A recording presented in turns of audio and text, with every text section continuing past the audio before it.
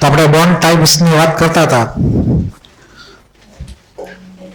અગાઉ તમે બધું ભણેલા જ છો, ખાલી એક રિવિઝન જેવું જ લઈ લ્યો તો આમાં નોન પોલર કોવેલન્ટ બોન્ડનો મતલબ એમ થાય કે જે બે એટમ એકબીજાને જોઈન થયેલા છે એમાં ડિફરન્સ ઓફ ઇલેક્ટ્રોનેગેટિવિટી 0.4 અથવા એનાથી ઓછો હોવો જોઈએ. તો ફર્સ્ટ કેટેગરી માટે ડિફરન્સ ઓફ ઇલેક્ટ્રોનેગેટિવિટી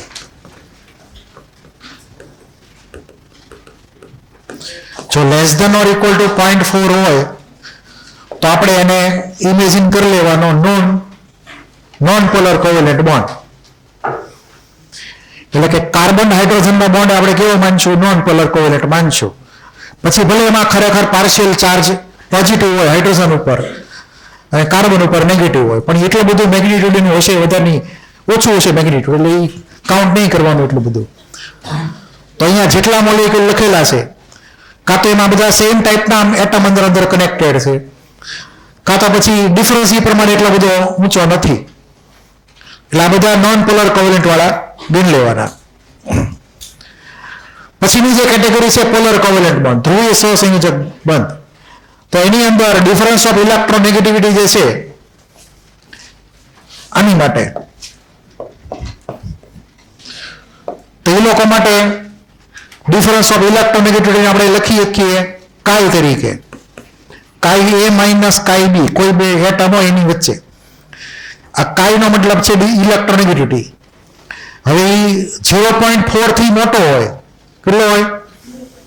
0.4 થી મોટો હોય, પણ લેસ ધેન 1.7 હોય, less than 1.7 difference of electronegativity, તો આપણે એને પોલર કોવેલન્ટ બોન્ડ માની લેવાનો. અને જો આયોનિક હોય તો આયોનિકમાં એ ડિફરન્સ ઓફ ઇલેક્ટ્રોનેગેટિવિટી કાઈ એ માઇનસ કાઈ બી 1.7 જેટલું અથવા એનાથી વધારે માની લેવાનું. તેવા કેસમાં આપણે એને આયોનિક બોન્ડ માનીશું. એ જે બે એટમ વચ્ચે છે એને.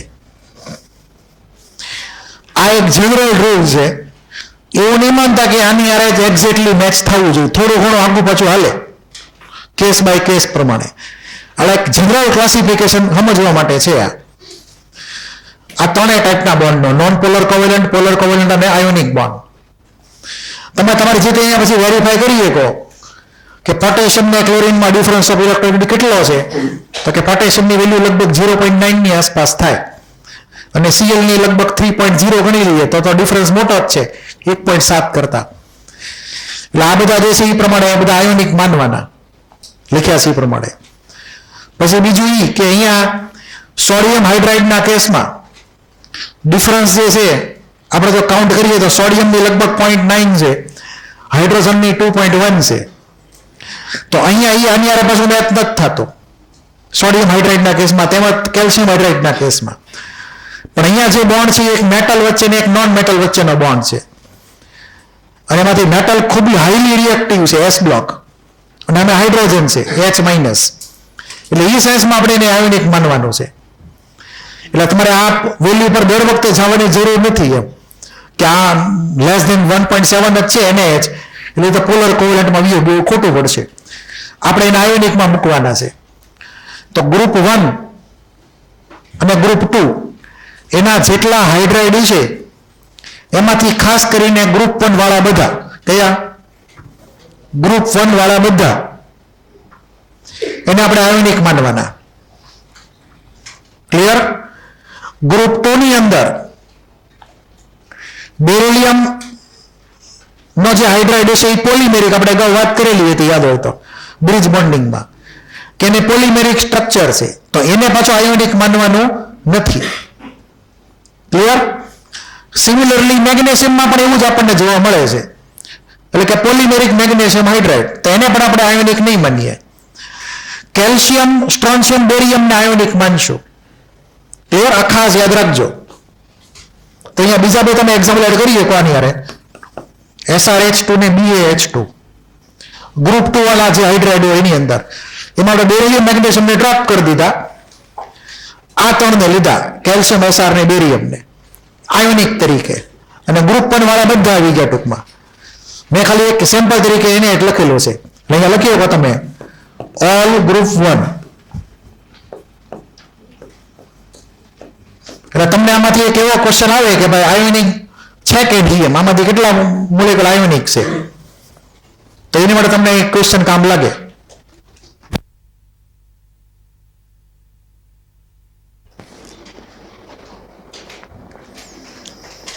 તો આમાં કોઈને કઈ ડાઉટ હોય તો બોલી જાઓ.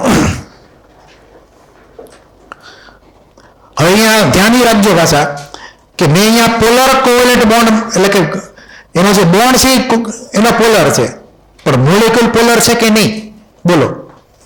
એ બધા કેસમાં અલગ અલગ હોય. ધારો કે CCl ફોર્મમાં ડાયપોલ મોમેન્ટ 0, બોન્ડ ભલે પોલર લ્યો એનો. પછી એમોનિયામાં bond polar, dipole moment non 0. એટલે મોલેક્યુલ પોલર અને બોન્ડ એ પોલર. સમજાણું? એટલે આ જે છે એ ખાલી બોન્ડના સંદર્ભમાં જ લખેલું છે, પોલર કોવેલેન્ટ બોન્ડ એમ.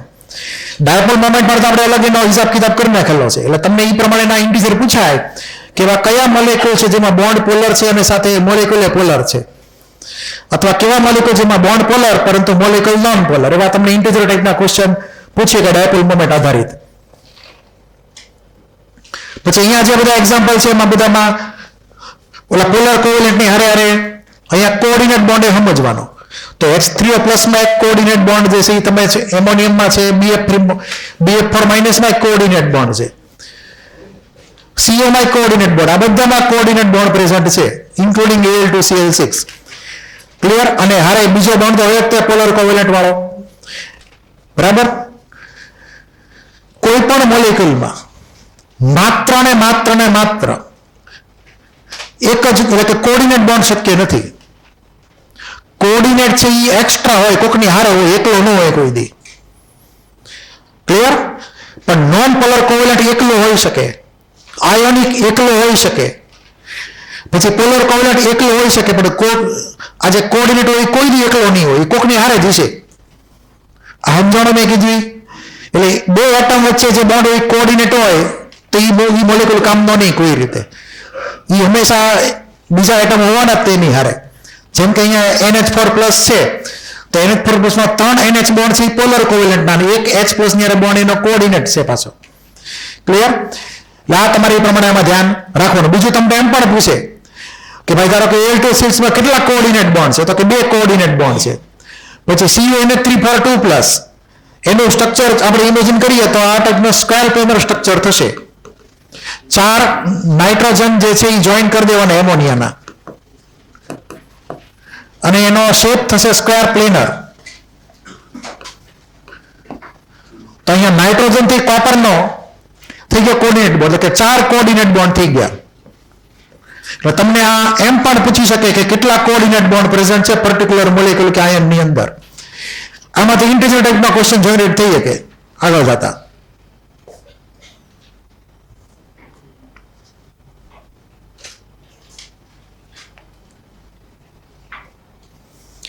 તમારે આ બધાના સ્ટ્રક્ચર એકવાર ડ્રો કરવાના અને પછી વેરીફાઈ કરવાના કોઓર્ડિનેટ બોન્ડ આવે કે ન આવે એમ. પછીનું છે પોલર કોવેલેન્ટ પેર આયોનિક. તો એના એક્ઝામ્પલ લખેલા, ધારો કે સોડિયમ કાર્બોનેટ. તો સોડિયમ કાર્બોનેટમાં કાર્બન ઓક્સિજન બોન્ડ પોલર ગણી લેવાનો, સોડિયમનો બોન્ડ ઓક્સિજન યાર આયોનિક ગણી લેવાનો. એ પ્રમાણે આ એના એક્ઝામ્પલ થયા કે જેમાં બંને કેટેગરી હાજર હોય. પછી નોન પોલર કોવેલેન્ટ યાર આયોનિક બોન્ડિંગ હોય પાછું. તો આ જે છે CsI3 ટિપિકલ છે, ધ્યાન આપજો. CsI3 માં સીઝિયમ +3 માં નથી, ભૂલથી પોઝિશિયમ ને +3 માં નહીં લેતા.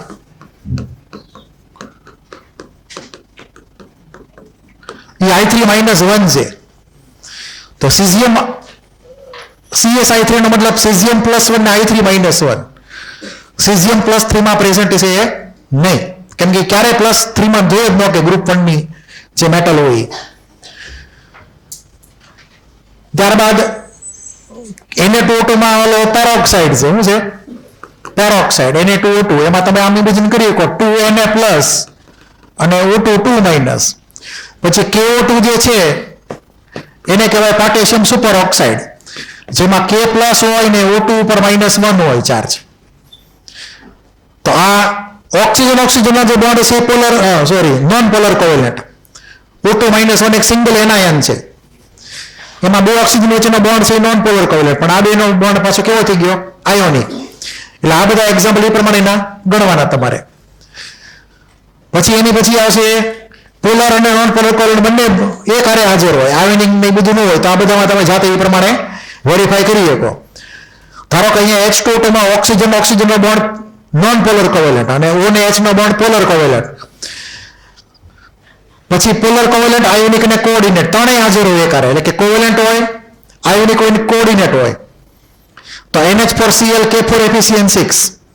અહીંયા જે બ્રેકેટ લખેલું છે, બ્રેકેટમાં તમારે યાદ એટલું રાખવાનું કે આવા બ્રેકેટ વાળા જે કોઈ કમ્પાઉન્ડ તમને ભટકાય બ્રેકેટ વાળા, એ બધામાં ડિફોલ્ટ કોઓર્ડિનેટ બોન્ડ હશે જ તે, એવું માની જ લેવાનું.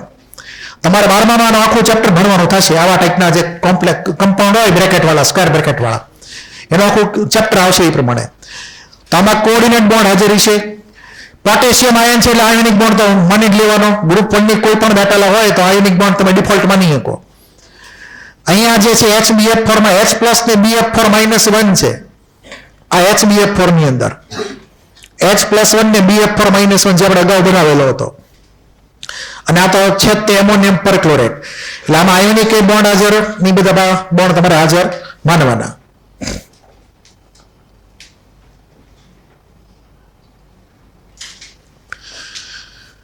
પછી આ જે છે KO3, એને નામ છે પોટેશિયમ ઓઝોનાઇડ, KO3 નામ લખી નાખજો, પોટેશિયમ ઓઝોનાઇડ.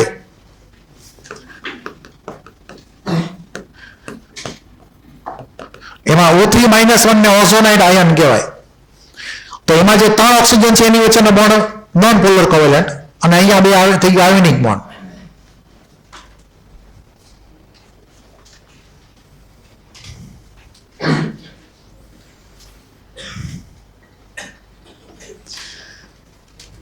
હવે તમને O3 નું સ્ટ્રક્ચર તમને ખબર હશે કે O3 ના સ્ટ્રક્ચરમાં એક કોઓર્ડિનેટ બોન્ડ તો આવે જ છે. તો O3 - 1 એક કોઓર્ડિનેટ બોન્ડ તો જીવતો રહેશે જ તે, એનાથી કોઈ ફેર નહીં પડે એને. એટલે આ 3 કેટેગરીના બોન્ડ એમાં હાજર છે લખ્યા છે એ પ્રમાણે. પછી આ ક્લોરલ હાઇડ્રેટ CCl3CHO.H2O, ક્લોરલ હાઇડ્રેટ, એનો આપણે H બોન્ડિંગનું ફિગર ડ્રો કરી હતી અગાઉ. અને છેલ્લે KHF2, આ KHF2 બહુ ટિપિકલ છે, H બોન્ડિંગમાં તમને ખબર છે આવી ગયું. આ બનશે કેવી રીતે KHF2? HF માં તમે KF નાખો એટલે HF હોય લિક્વિડ HF, એમાં તમે પોટેશિયમ ક્લોરાઇડ નાખી દો તો K+ બને અને HF2- બને, યાદ છે? અને HF2- માં દુનિયાનો સૌથી સ્ટ્રોંગેસ્ટ ઇન્ટરમોલેક્યુલર હાઇડ્રોજન બોન્ડ આવેલો છે HF2- 1 માં. તો H બોન્ડ આવી ગયો અને આયોનિક બોન્ડિંગ થઈ ગયું અહીંયા પાછું અરે અને પોલર કોવેલેન્ટ છે તે H અને F વચ્ચે પોલર કોવેલેન્ટ પાછો. એક્ઝામમાં તમને એક્ઝામ્પલ અહીંયા આવી રીતે કોઈ પર્ટિક્યુલર મોલેક્યુલ આયન આપેલો હોય પછી એમાં કેટેગરી પૂછે કે કઈ કેટેગરી સાચી બોન્ડ માટે, એ ટાઈપના ક્વેશ્ચન તમને એક્ઝામમાં આવી કે ખરા.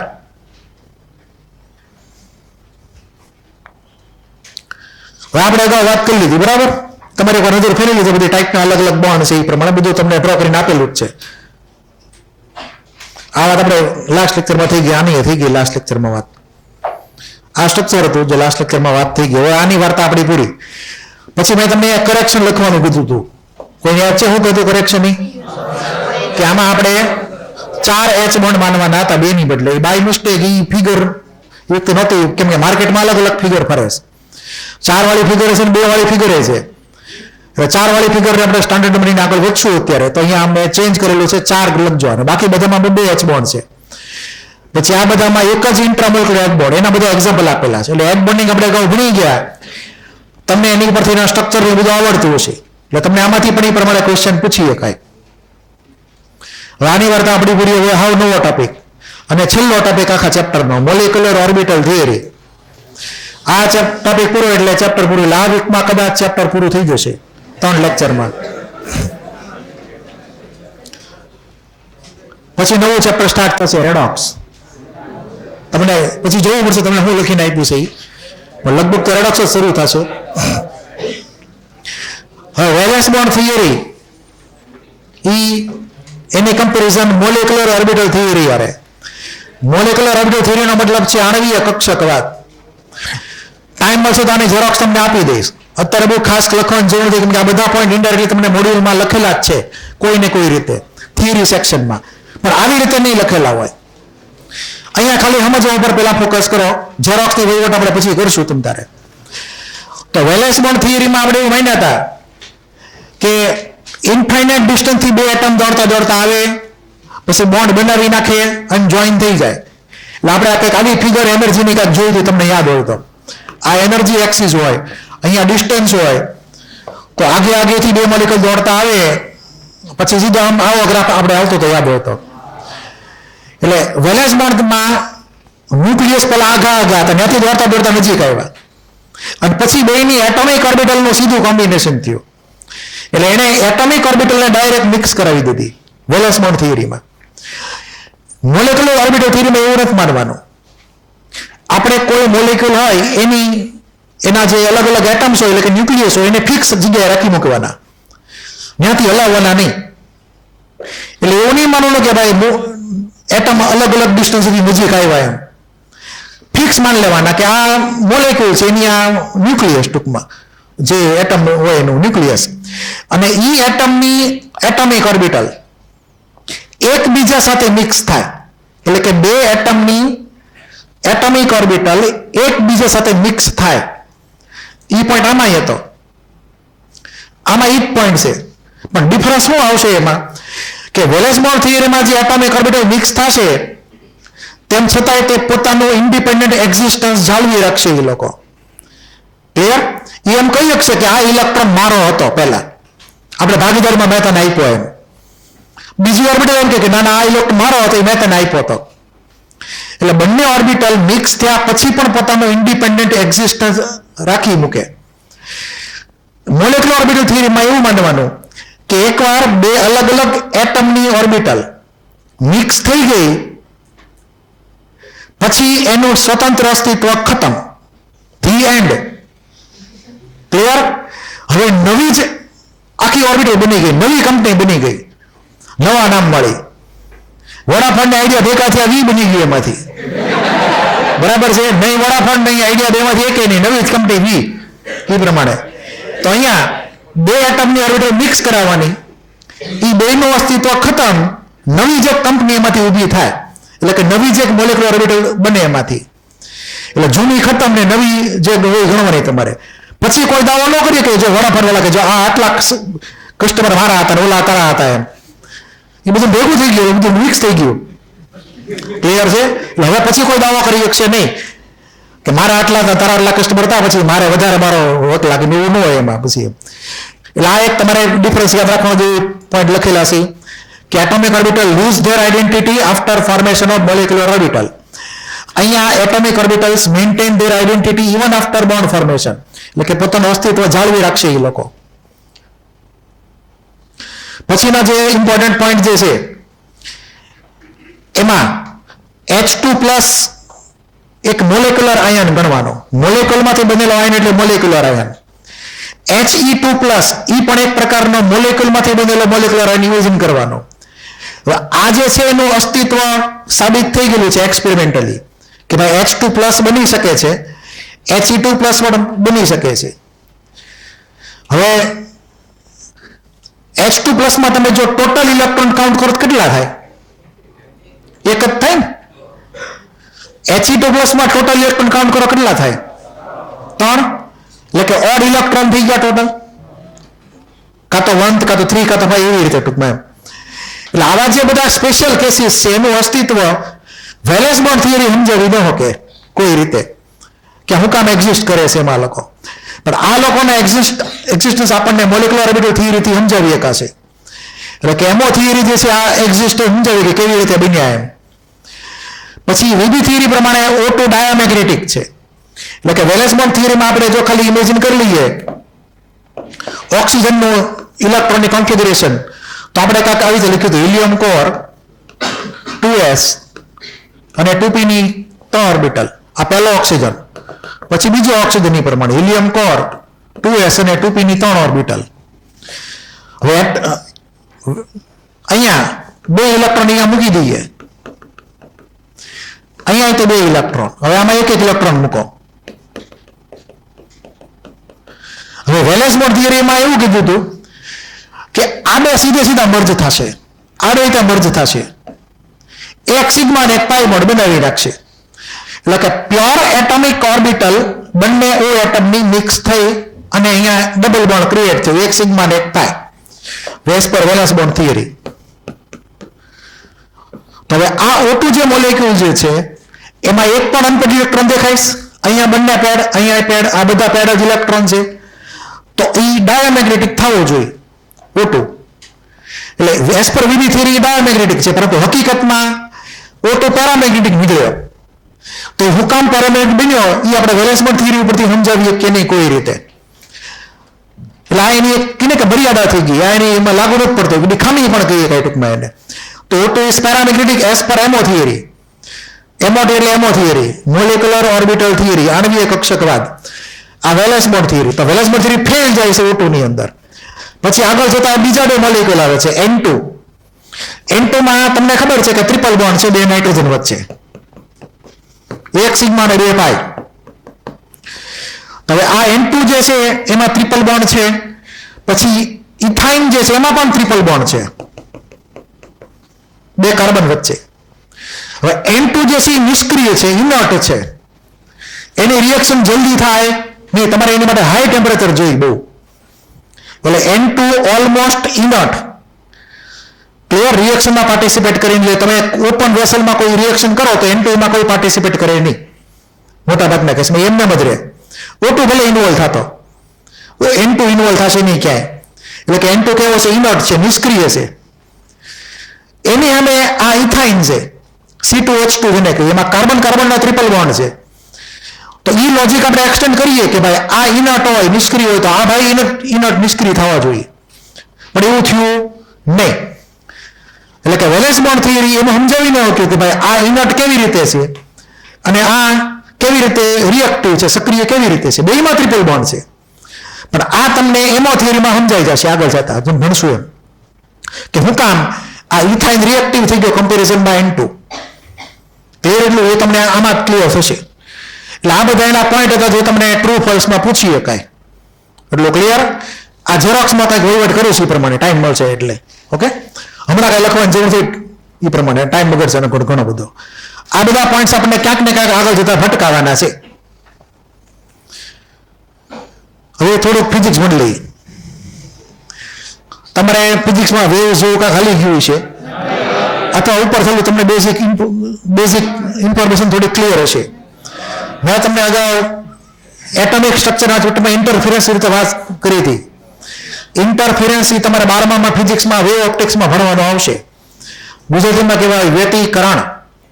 અને એની અંદર લાઇટના જે બે વેવ હોય બરાબર, મોટા ભાગે સેમ વેવલેન્થ વાળા અને સેમ ફ્રીક્વન્સી વાળા, મોટા ભાગે આપણે એ જ કેસ લઈએ છીએ. એ બંનેના વેવ એકબીજા સાથે મર્જ થાય, તેમાં બે પોસિબિલિટી છે. સ્ટાન્ડર્ડ કેસ, તો આ એક પહેલો વેલો સ્ટાન્ડર્ડ કેસ છે. એમાં ધ્યાનથી જો તો એક બ્લેક કલરનું વેવ છે અને એક બ્લુ કલરનું વેવ છે. બંનેના એમ્પ્લિટ્યુડ A અને B લખેલા છે, એટલે કે બેના અલગ અલગ એમ્પ્લિટ્યુડ છે, પરંતુ બેની વેવલેન્થ ને ફ્રીક્વન્સી બધી કેવી છે? હરખી છે. એટલે આ એક એક્સ્ટ્રીમ કેસ થઈ ગયો જેમાં આ બંને વેવ ની લેમ્ડા એક્ઝેક્ટલી સરખી ફ્રીક્વન્સી, સરખી એમ્પ્લિટ્યુડ, અલગ અલગ. હવે બંને જો એકબીજા ઉપર ઓવરલેપ થાય, એક્ઝેક્ટલી ઓવરલેપ થાય, એટલે કે અહીંયા ધારો કે બ્લેક વેવ જે છે એ હાઈએસ્ટ પીક અચીવ કરે, ક્રેસ્ટ, તો હારે હારે ઓલું બ્લુ કલરનો વેવ હાઈએસ્ટ પીક અચીવ કરે છે. પછી બંને એક સાથે ટ્રફ અચીવ કરે છે, ગર્ત. એટલે કે આવા જે વેવ હોય જેમાં એક સાથે ક્રેસ્ટ એક સાથે ટ્રફ અચીવ થતા હોય એને કહેવાય ઇન ફેઝ. શું કહેવાય? બે તરંગો કળામાં રહેલા છે ગુજરાતીમાં કહીએ તો. એટલે કે બે વેવ છે એકબીજાના ફેઝમાં છે, આઉટ ઓફ ફેઝ નથી. તો જ્યારે આપણે એ બેને આવી રીતે મર્જ કરીએ તો એના એમ્પ્લિટ્યુડનું સીધું એડિશન થઈ જાય. એટલે નવો એમ્પ્લિટ્યુડ જે મળે આપણને એ A+B વાળો આપણને એમ્પ્લિટ્યુડ મળે. ક્લિયર? એટલું?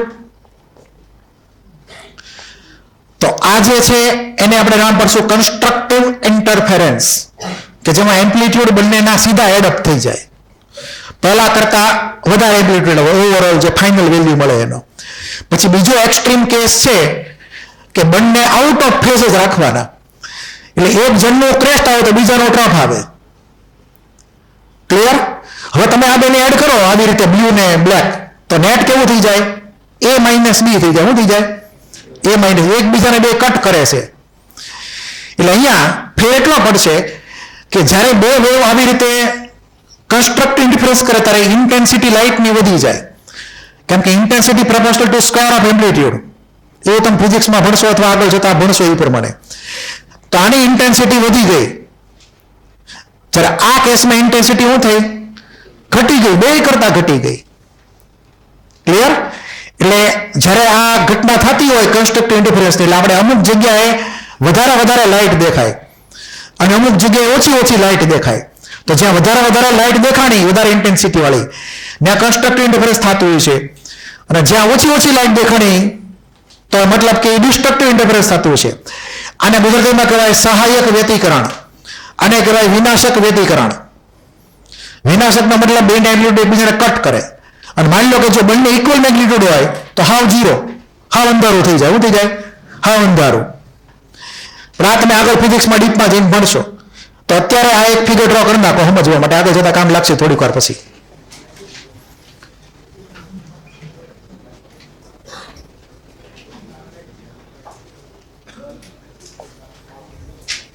બોલો શું કરવું? એસી બંધ કરવું છે? કેટલામો નંબર છે? પહેલા બધા બંધ કરવાનું કહેતા હતો એલા.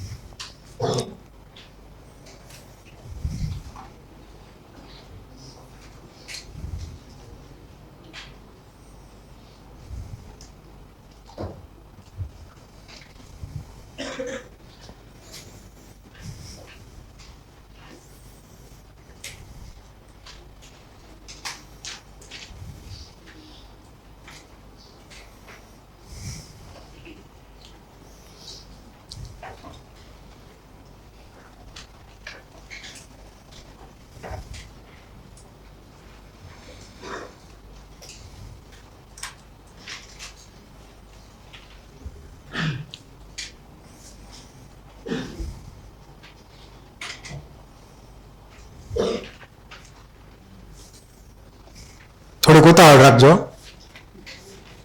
આપણે ઘણા બધા પાછળ છીએ.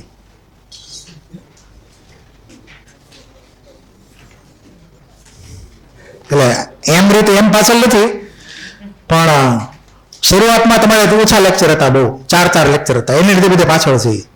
એમ અમારો કોઈનો વાંક નથી. ક્લિયર? જયારે ચાલુ થયું ત્યારે ધીમું હાલતું તો 4 લેક્ચર વીકમાં હતા. પછી એની ઇફેક્ટ પછી આગળ તો દેખાય. 3 મહિના ભણે ને, 2 થી 3 મહિના લગભગ શરૂઆતમાં. એમાં એક લેક્ચર ચેપ્ટર 1 પૂરું થયું, ચેપ્ટર 3 પૂરું થયું, થોડું ઘણું ચેપ્ટર 4. એમાં લેક્ચર 4 હતા, થોડીક સ્પીડે ધીમી રાખતા હતા સાહેબો.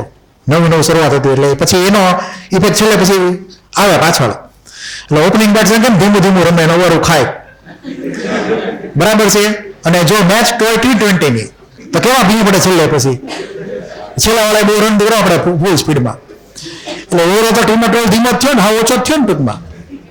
એટલે પ્રોબ્લેમ પછી ક્યાં થાય? પછી શરૂઆતમાં ધીમું આપો ને તો પછી પાછળ તકલીફ પડે, અને પાછળના બેટ્સમેનને પછી બેટ ઉલાવવા આપણે, એમાં આઉટ થાય તો ઠીક, રન થાય તો એ ઠીક. એનો તો પછી એને આમ જોવાનું રહ્યું કે મેં આગળવાળા ધીમું રમેલા હતા, એને બોલ ખાધેલા હતા. એટલે હવે એ પાછળવાળાનો વાંક ન કાઢવાનો હોય પછી એમાં.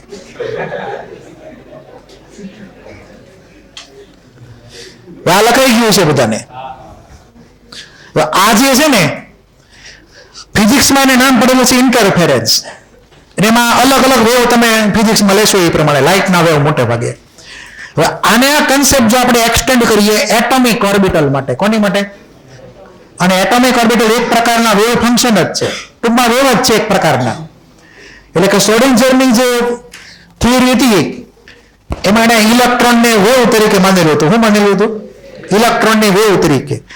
તો અલગ અલગ એટોમિક ઓર્બિટલના પોતપોતાના વેવ ફંક્શન હોય. તો જો આપણે આ બધા વેવને વેવ ફંક્શન માની લઈએ તો આ ઇન્ટરફેરન્સની બદલે નામ થઈ ગયું છે ઇંગ્લિશમાં કેપિટલ લેટર્સમાં LCAO. ફૂલ ફોર્મ લખીએ તો linear combination of atomic orbital, LCAO.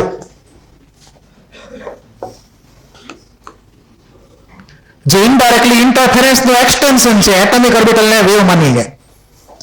બાકી બધું શબ્દ ખાલી નવો આવી ગયો, મેથડ ને ઈ જ છે.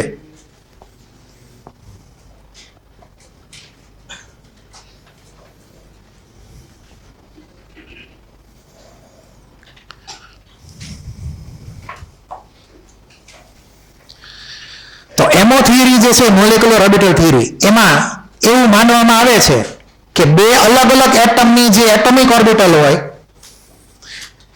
એ અમુક કન્ડિશન સેટિસ્ફાય કરે તો એકબીજા સાથે મિક્સ થાય, કાં તો આવી રીતે કન્સ્ટ્રક્ટિવ ઇન્ટરફેરન્સથી અને કાં તો પછી મિક્સ થાય ડિસ્ટ્રક્ટિવ ઇન્ટરફેરન્સથી.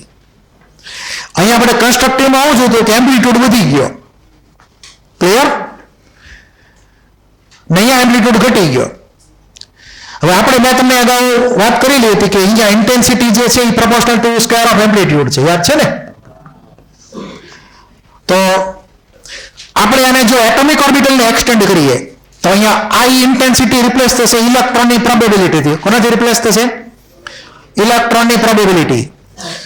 અને સાઈ એટલે યાદ હોય તો એમ્પ્લિટ્યુડ હતું એ. તો ઇલેક્ટ્રોન પ્રોબેબિલિટી જે છે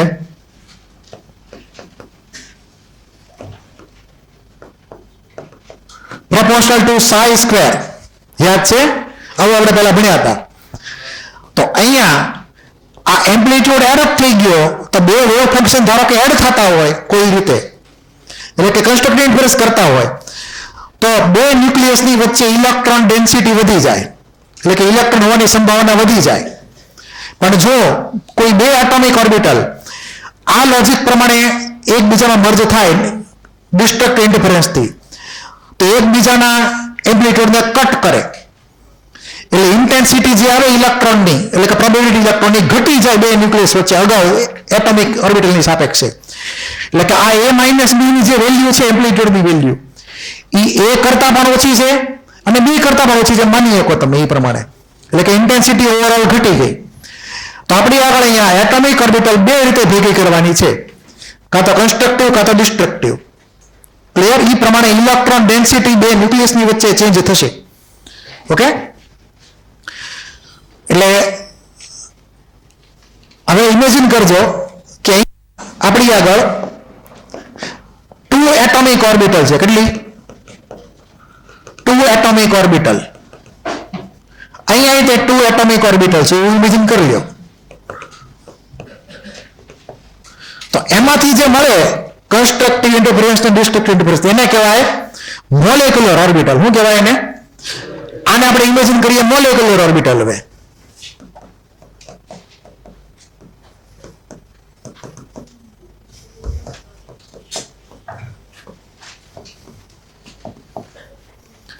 તો બે એટોમિક ઓર્બિટલ મિક્સ થાય એકબીજા સાથે કન્સ્ટ્રક્ટિવ ઇન્ટરફેરન્સથી તો આપણને મોલેક્યુલર ઓર્બિટલ મળે એક પ્રકારની, અને એ જ પ્રમાણે જો ડિસ્ટ્રક્ટિવ ઇન્ટરફેરન્સથી મેચ થાય તો આપણને બીજી પ્રકારની મોલેક્યુલર ઓર્બિટલ મળે. પણ મળે તો મોલેક્યુલર ઓર્બિટલ જ તે, જેને કહેવાય ગુજરાતીમાં આણ્વીય કક્ષક. એટલે કે મોલેક્યુલર ઓર્બિટલ પ્રોપર્ટી મોલેક્યુલની થઈ, એટોમિક ઓર્બિટલનું અસ્તિત્વ ખતમ. એટલે આ બંને વેવ એકબીજામાં મર્જ થઈ ગયા પછી એમનું અસ્તિત્વ પૂરું થઈ ગયું, નવું અસ્તિત્વ ક્રિએટ થયું, નવું એક વેવ ક્રિએટ થયું અલગ એમ્પ્લિટ્યુડ વાળું, એવું તમારે ઇમેજિન કરવાનું. એટલે નવી ઓર્બિટલ બની ગઈ, જેને નામ પાડશું મોલેક્યુલર ઓર્બિટલ. આટલામાં પહેલા કોઈને કઈ ડાઉટ બોલી જાઓ, છે કોઈને કઈ ડાઉટ? તો હવે આપણું ટાર્ગેટ જે છે કે અહીંયા કોઈ બે ઓર્બિટલના વેવ ફંક્શન મર્જ થાય તો કેવા આપણને શેપ ઇમેજિન થઈ કે એની વાત કરી લઈએ. ઇમેજિન કરો કે બે અલગ અલગ એટમ છે, એ બંનેની ધારો કે 1s મિક્સ થાય છે એકબીજામાં. અહીંયા ધ્યાનથી જુઓ તો આપણને આ સાઈ એ એટમ એ ની વેવ ફંક્શન 1s નું, એટલે કે સાઈ એ 1s, કે જે આપણને દર્શાવેલું છે આવી રીતે. ઇલેક્ટ્રોન ડેન્સિટી ન્યુક્લિયસ ઉપર મેક્સિમમ છે, જુઓ આ એટમ એ ઉપર મેક્સિમમ છે. પછી આ એટમ બી છે એનું ન્યુક્લિયસ, આ એની પોતાની 1s વાળી વેવ ફંક્શન, 1s વાળી ઓર્બિટલ, અને આ પોઈન્ટ મેક્સિમમ છે તો બી ઉપર મેક્સિમમ છે. હવે એ બે ને આપણે મર્જ કરાવીએ, આ બે જણને એકબીજામાં મર્જ કરાવીએ બે રીતે, કાં તો કન્સ્ટ્રક્ટિવ કાં તો ડિસ્ટ્રક્ટિવ. તો ફિગર કેવી થાય તમે ઇમેજિન કરીએ કાંઈ. આ ફિગર રિપીટ છે, ઓરિજિનલ ફિગર છે. એમાંથી આપણને એક ફિગર આ મળશે, આ કન્સ્ટ્રક્ટિવ છે અને આ ડિસ્ટ્રક્ટિવ છે. ધ્યાનથી જુઓ. હવે અહીંયા ખાસ કમ્પેર કરો કે આ બે ન્યુક્લિયસની વચ્ચે આપણે એનો ઇન્ટરસેક્શન લઈએ, છેદગણ ખબર છે ને મેથ્સ વાળાને, સેટ થિયરી. તો આનો ઇન્ટરસેક્શન કયો આવ્યો? આટલો આવ્યો. એટલે કે આટલી ઇલેક્ટ્રોન ડેન્સિટી છે અલગ અલગ હોય ત્યારે બે ન્યુક્લિયસની વચમાં. હવે માની લો કે આપણે બેને કરાવી દીધું કન્સ્ટ્રક્ટ ઇન્ટરફરન્સ, તો હવે આપણે ઇલેક્ટ્રોન ડેન્સિટી લઈએ તો આ એરિયા અગાઉ કરતા વધ્યો ઘટ્યો? જોવો તો અગાઉ કરતા વધી ગયો. આ ક્લિયર છે? તો બે ન્યુક્લિયસની વચ્ચે એટમિક ઓર્બિટલની સાપેક્ષે અગાઉ કરતા વધારે માત્રામાં ઇલેક્ટ્રોન ન્યુક્લિયસની વચ્ચે આવી ગયા. તો બે ન્યુક્લિયસને બાંધે કે તોડે? બાંધે મતલબ નજીક લાવે કે દૂર કરે, એમ કહેવાનો મતલબ. ન્યુક્લિયસને બાંધે ને બીજા એટ્રેક્શન થી બાંધી રાખે એને. ઇલેક્ટ્રોન વધી ગયા વચમાં. આ બે ન્યુક્લિયસ વચ્ચે રિપલ્શન હતું. શું હતું? રિપલ્શન. હવે ઇલેક્ટ્રોન આવી ગયા તો એને એટ્રેક્શન કરાવવાનું શરૂ કરી દીધું. એટલે ઓવરઓલ આ ફેવિકોલનું કામ કરશે ઇનડાયરેક્ટલી. આ ક્લિયર છે? જેમ વધારે ઇલેક્ટ્રોન હોય એમ સારી ક્વોલિટીનો ફેવિકોલ હોય. પહેલા ગુંદર હોય, પછી ફેવિકોલ આવે, પછી છેલ્લે ફેવિક્વિક આવે. કેટેગરી અલગ અલગ થતી જાય એ પ્રમાણે. તો અહીંયા થઈ ગયું કન્સ્ટ્રક્ટિવ ઇન્ટરફરન્સ. હવે માની લો કે એ ડિસ્ટ્રક્ટિવ હોત ધારો કે, તો ધ્યાનથી જુઓ, બે ન્યુક્લિયસની વચમાં ઇલેક્ટ્રોન ડેન્સિટી અગાઉ કરતા વધી ગઈ ઘટી ગઈ. હા ઓછા ઇલેક્ટ્રોન છે અને વચ્ચે તો નોડ જ છે. શું છે આ નોડ? દેખાય છે તમને? આ પોઈન્ટ નોડ છે આખો. શું છે? નોડ છે. બે ન્યુક્લિયસની વચમાં જો નોડ ક્રિએટ થઈ ગયો કે જે ઇલેક્ટ્રોન હોય જ નહીં કોઈ દી, તો કેવા બાજુ બે જણા? તો આ જે છે એ ડિસ્ટ્રક્ટિવ ઇન્ટરફરન્સ કહેવાય. અને ડિસ્ટ્રક્ટિવ ઇન્ટરફરન્સમાં બે ન્યુક્લિયસની વચ્ચે ઇલેક્ટ્રોનનું પ્રમાણ હાવ ઘટી જશે, જેથી કરીને આ બે ન્યુક્લિયસને એકબીજા રહેવાની જરાય ઈચ્છા નહીં હોય. જ્યારે અહીંયા એ બેની ઈચ્છા હશે, બેની હા હશે, આમાં બેની ના હશે. એટલે વાત આગળ વધવાની નથી આમાં. તો આની અંદર ઇલેક્ટ્રોન ડેન્સિટી વધી ગઈ, આમાં ઘટી ગઈ, તો બોન્ડ બનાવવાનો સપોર્ટ કરે. આ બોન્ડ બનાવવાનો સપોર્ટ કરે, આ બોન્ડ બનાવવાનો વિરોધ કરે કે મોદી નહીં, એમ કેમ રાહુલ ગાંધી મોદી નહીં, હું જ તે. એટલે આ જે છે એ મોદીને સપોર્ટ હશે, આ મોદીનો વિરોધી છે. આને કહેવાય આપણે કહેશું બોન્ડિંગ મોલેક્યુલર ઓર્બિટલ. હું કહેશું એને? BMO, bonding molecular orbital. Clear? એટલે કે બંધકારક આણ્વીય કક્ષક, બંધ બનાવે ઈ, બોન્ડ બનાવે ઈ બે ન્યુક્લિયસ વચ્ચે. બોન્ડ બનાવવા માટે એને ઇલેક્ટ્રોનનું પ્રમાણ વધારવું પડે બે ન્યુક્લિયસ વચ્ચે, જેથી કરીને રિપલ્શન ઘટી જાય. અહીંયા બોન્ડ બનાવવાનો અપવાસ કરશે એટલે નામ પડશે એનું એન્ટી બોન્ડિંગ મોલેક્યુલર ઓર્બિટલ. શું નામ પડશે એનું? Anti bonding. આ તમને થાય તો ઝેરોક્સમાં ઇન્ક્લુડ કરીને આપી દઈશ. ક્લિયર? એટલે આ તમને ફિગર મગજમાં રહે. આમાં ખાલી આપણે એટલું સમજવાનું છે કે અહીંયા ઓરિજિનલ એટોમિક ઓર્બિટલની સાપેક્ષે અહીંયા વધારે ઇલેક્ટ્રોન વધી ગયા, અહીંયા ઘટી ગયા. એટલે આ એન્ટી બોન્ડિંગ ABMO બંધ પ્રતિકારક આણ્વીય કક્ષક બંધ બનાવવાનો વિરોધ કરે, આ બંધ બનાવવાને સપોર્ટ કરે. એટલે કે બે એટોમિક ઓર્બિટલ જે હતી સિમિલર એનર્જી વાળી સિમિલર શેપ વાળી મિક્સ થઈ સિમેટ્રી એડજસ્ટ થઈ ગઈ બેની અંદર તો બે ટાઈપની આપણને મોલેક્યુલર ઓર્બિટલ મળી, એક BMO એક ABMO. BMO બોન્ડ બનાવશે, ABMO બોન્ડનો વિરોધ કરશે. રીઝન? કેમ કે બે ન્યુક્લિયસની વચ્ચે ઇલેક્ટ્રોન વધી ગયા BMO માં, ઓલામાં ઘટી ગયા અને વચ્ચે એક એક્ઝેક્ટલી મિડલમાં એક નોડ આવશે જેને કહેવાય નોડલ પ્લેન. એટલે કે એક નોડ વધારે હશે BMO કરતા ABMO માં, એક નોડ વધારે આવશે દર વખતે. BMO કરતા ABMO માં હંમેશા એક નોડ વધારે હોય, તમે કેટેગરી જો ફિક્સ રાખો તો. એટલે આ બધા ફોટા તમને ઝેરોક્સમાં એ પ્રમાણે ઇન્ક્લુડ કરી દઈશ, પણ થોડોક ટાઈમ લાગશે. ક્લિયર? બીજું કે અહીંયા આવું જે લખેલું છે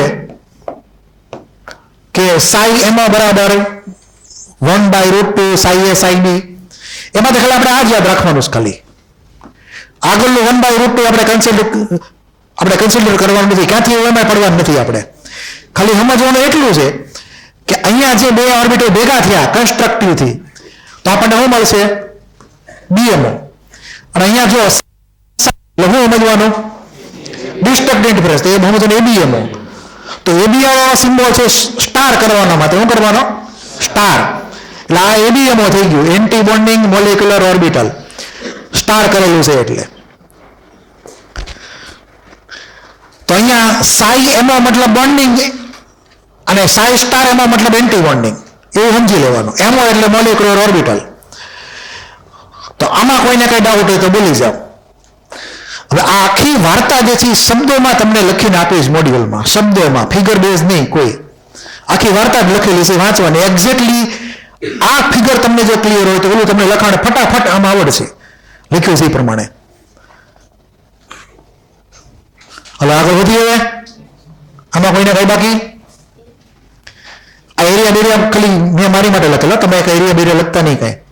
આ એરિયા માર્ક નહીં કરતા, સમજવા માટે જ છે ખાલી. અને એક્ઝામમાં આવું કઈ પૂછાય નહીં આમ તો, અને પૂછાય તો એડવાન્સમાં જ પૂછાય, મેઇનમાં ન પૂછાય. ક્લિયર? તમને એમ ફોટા આપેલા હોય કે જો આ એટોમિક ઓર્બિટલ હોય આ બંને, તો એમાંથી જે BMO ને ABMO બને એનું રિલેટિવ એક્સપ્લેનેશન કઈ ફિગરથી આપી શકાય? તો આ BMO થી ને ABMO થી, એવું સમજો. એવું તમને પૂછે એક્ઝામમાં ઓપ્શનમાં.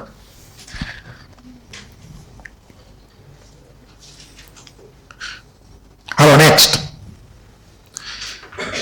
હવે આપણે જે હમણાં લીધું હતું ને આ BMO, એ સાઈ હતું. શું હતું?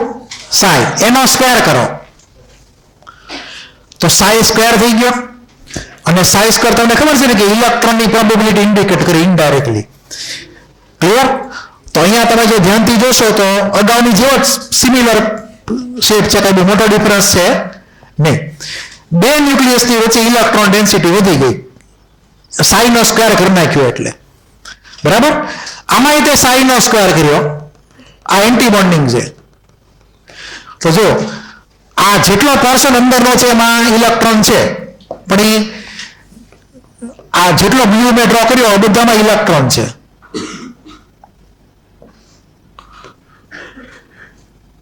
પણ વચ્ચે મિડલમાં, એક્ઝેક્ટલી મિડલમાં જો બે ન્યુક્લિયસની વચ્ચે ઇલેક્ટ્રોન છે નહીં.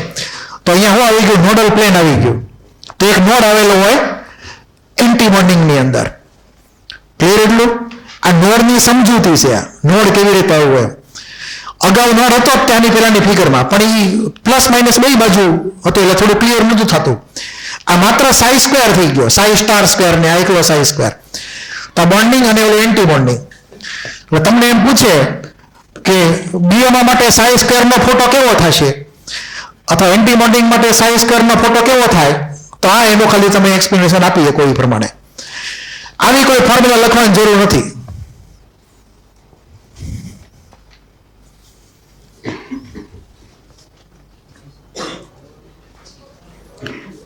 આ લખવા કાંઈ ફેર નહીં પડે, આનો કોઈ ઇમ્પોર્ટન્સ નથી. આપણે તમને કોઈના ક્વેશ્ચન નહીં આવે, ચિંતા નહીં કરતા. આખી બધું હાયર લેવલનું છે બધું. એટલે તમારે ખાલી આ ફોટા ઉપરથી ખાલી જોવાનું કે આ બીએમઓ છે કે એબીએમઓ છે, એવું તો એટલું જ નક્કી કરતા આવડે ને. તમને એવા કોઈ હાઈફાઈ ક્વેશ્ચન આમાંથી ન પૂછાય, બરાબર?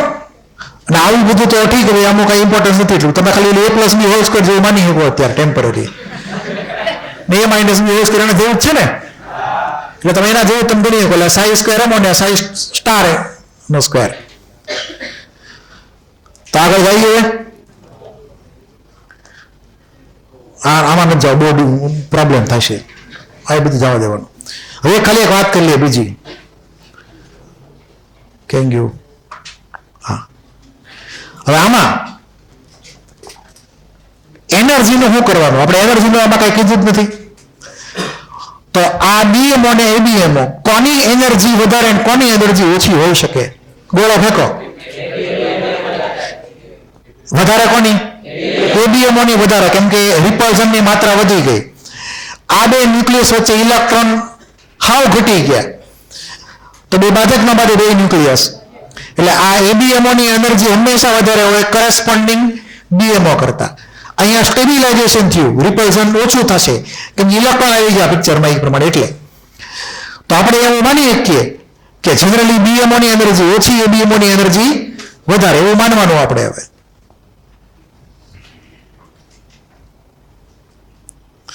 અહીંયા એક તમને આવો એક ડાયાગ્રામ મોડ્યુલમાં થોડોક ડ્રો કરીને આપેલો જ છે આની જે વખતે, પણ એક્ઝેક્ટલી આ નહીં હોય, થોડોક અલગ વિશે.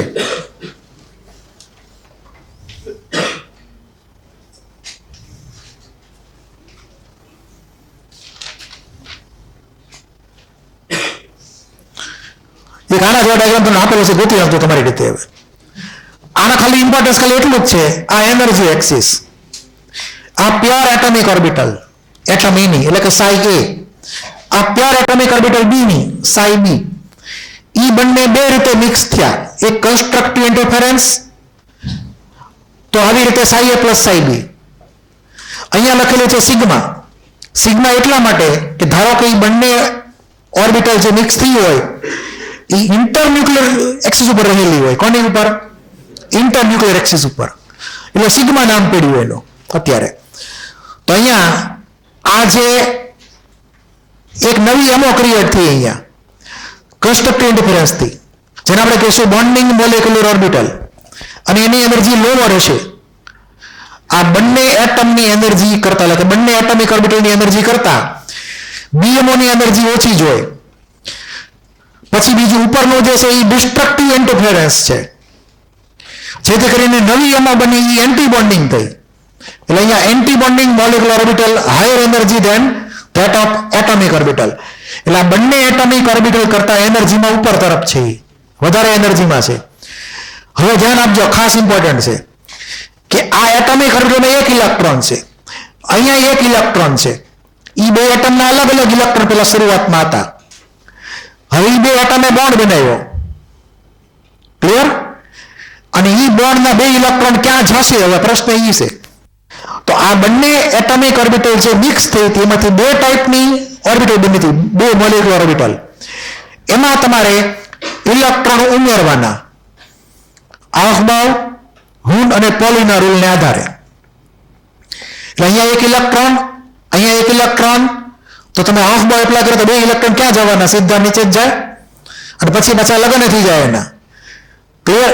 અહીંયા એક ઓર્બિટલમાં મેક્સિમમ બે ઇલેક્ટ્રોન સમાઈ શકે. તો એમાં હોય કે પછી એટમિક ઓર્બિટલ હોય, બંનેમાં એક એક ઓર્બિટલમાં બે ઇલેક્ટ્રોન મેક્સિમમ એડ કરી શકાય. હવે બીજું ઇલેક્ટ્રોન કેમ નીચે જ ગયો, ઉપર કેમ ન ગયો? બોલો, કયો રૂલ આગળ ઉપર ન ગયો? આફબાઉ. આફબાઉ રૂલ શું કહેતો હતો કે જે લોઅર એનર્જી વાળી ઓર્બિટલની પહેલા ભરાય, પછી બીજા બધાનો વારો આવે. તો જ્યાં સુધી આ ભરાય નહીં ત્યાં સુધી ઉપર વાળાનો વારો આવશે નહીં. એટલે આપણે આ બંનેના એક એક ઇલેક્ટ્રોન પેલા આમાં નાખી દીધા, અને બંને ઇલેક્ટ્રોન વયા ગયા બોન્ડિંગ મોલેક્યુલર ઓર્બિટલમાં, જેને બોન્ડ બનાવ્યો. ક્લિયર? એટલે મોલેક્યુલ થઈ ગયો સ્ટેબલ. અહીંયા વિરોધ કરવા માટે કોઈ હાજર છે નહીં, કેમ કે ખાલી આ ખાલી છે આખી એક એબીએમઓ, એટલે વિરોધ નહીં કરી શકે. ઇલેક્ટ્રોન હોય તો વિરોધ થાય આની અંદર બોન્ડ ફોર્મેશનનો. તો તો આ એક સિમ્પલ ડાયાગ્રામ તમે મોડ્યુલમાં લખીને આપેલો જ છે. આનો બીજો કઈ ઇમ્પોર્ટન્સ છે નહીં. હવે અહીંયા પ્રોબ્લેમ થોડોક મોટો છે, ધ્યાન આપજો. એનસીઆરટીમાં એક લાઈન લખેલી છે, એક નાની 2-3 લાઈન, અને ઈ લાઈન જે છે એ પ્રેક્ટિકલ ડેટા સાથે મેચ નથી થતી. પહેલા હું તમને પ્રેક્ટિકલ ડેટા કહી દઉં હું હોય ખરેખર. હવે આપણને અહીંયા પ્રશ્ન એ થાય, સાંભળો દો, કે ધારો કે આની એનર્જી લખી નાખો 2 ઇલેક્ટ્રોન વોલ્ટ. કેટલી? 2 ઇલેક્ટ્રોન વોલ્ટ. આની એનર્જી લખી નાખો 2 ઇલેક્ટ્રોન વોલ્ટ. તો તમે જો એપ્લાય કરો એનર્જી કન્ઝર્વેશન ધારો કે, અને પછી આ પ્રમાણે એપ્લાય કરો, તો અહીંયા મારે મૂકવી પડે 1 EV ની એનર્જી, અહીંયા મારે મૂકવી પડે 3 EV ની એનર્જી. એટલે મેં ઇમેજિન એવું કરી લીધું કે એનર્જી કન્ઝર્વેશન થઈ ગયું 2 + 2 4, 1 + 3 4. 1 EV એટલે લોઅર એનર્જી થઈ બંને એટોમિક ઓર્બિટલ કરતા. 3 EV મતલબ આ બંને કરતા વધારે એનર્જી થઈ, પણ ટોટલ એનર્જી કેવી થઈ? કન્ઝર્વ થઈ. આ 3 + 1 4 ને 2 + 2 4. એટલે એનસીઆરટી એમ કહે છે કે જ્યારે એટોમિક ઓર્બિટલ જોઈન થાય આવી રીતે કન્સ્ટ્રક્ટિવ અને ડિસ્ટ્રક્ટિવ ઇન્ટરફેરન્સથી, ત્યારે ટોટલ એનર્જી એટોમિક ઓર્બિટલની એક side equal to total energy એમાં એક સાઈડ, એટલે 2 + 2 = 1 + 3 એવું એનસીઆરટી માને છે. ક્લિયર? અને તમારે એ જ માનવાનું, કેમ કે એને લખેલું છે એટલે. ક્લિયર એટલું? હવે પ્રેક્ટિકલી ખરેખર હું હોય છે તમને કહી દઉં. ધારો કે મોદીનો સપોર્ટર છું, તો કુદી સપોર્ટ કરું કે રોજ હવારે બેસી જાઓ ઓલું પાટિયું લઈને support Modi, vote for Modi લઈને દેવું એવી રીતે? મારે કાલ ટાઈમ છે એવો નથી ટાઈમ. એટલે હું રોજ કઈ સપોર્ટ કરવાનો ને મોદીને ઓલું પોસ્ટર લઈને. પણ રાહુલ ગાંધી ફૂલ ટાઈમ છે, એને ધંધો જ હશે, કુદી વિરોધ કરે. ઇન્ડિયામાં તો ઠીક, ફોરેનમાં તો ક્યાંય વિરોધ કરે, ક્યાંય મૂકે નહીં એને, ક્યાંય કરતા ક્યાંય મોદીને. એટલે જે વિરોધ કરવા વાળો ને હંમેશા કુદીને વિરોધ કરે. ધ્યાન રાખજો, વિરોધ કરવા વાળા હંમેશા કુદીને વિરોધ કરે, જોરદારનો વિરોધ કરે. સપોર્ટ હવે ખાલી મૂંગા મોઢે સપોર્ટ કરતા હોય, વોટિંગના દિવસે જઈને મત આપી આવે મોદીને, વાત પૂરું. પછી 5 વર્ષ શાંતિ, ઓલા 5 વર્ષ હેરાન કર્યા કરે મોદીને. ક્લિયર છે? તો અહીંયા એ જ લોજિક છે પ્રેક્ટિકલી, કે જે એન્ટીબોન્ડિંગ મોલેક્યુલર ઓર્બિટલો એબીએમઓ, એમાં જો ઇલેક્ટ્રોન આવે તો એ કુદીને વિરોધ કરશે બોન્ડ ફોર્મેશનનો. ઓલા જે બોન્ડ બનાવતા છે એ નહીં કરતા. એટલે ખરેખર થતું છે એવું આ પ્રેક્ટિકલ ડેટા છે. ધ્યાનથી વાંચો એકવાર આ લોજિક.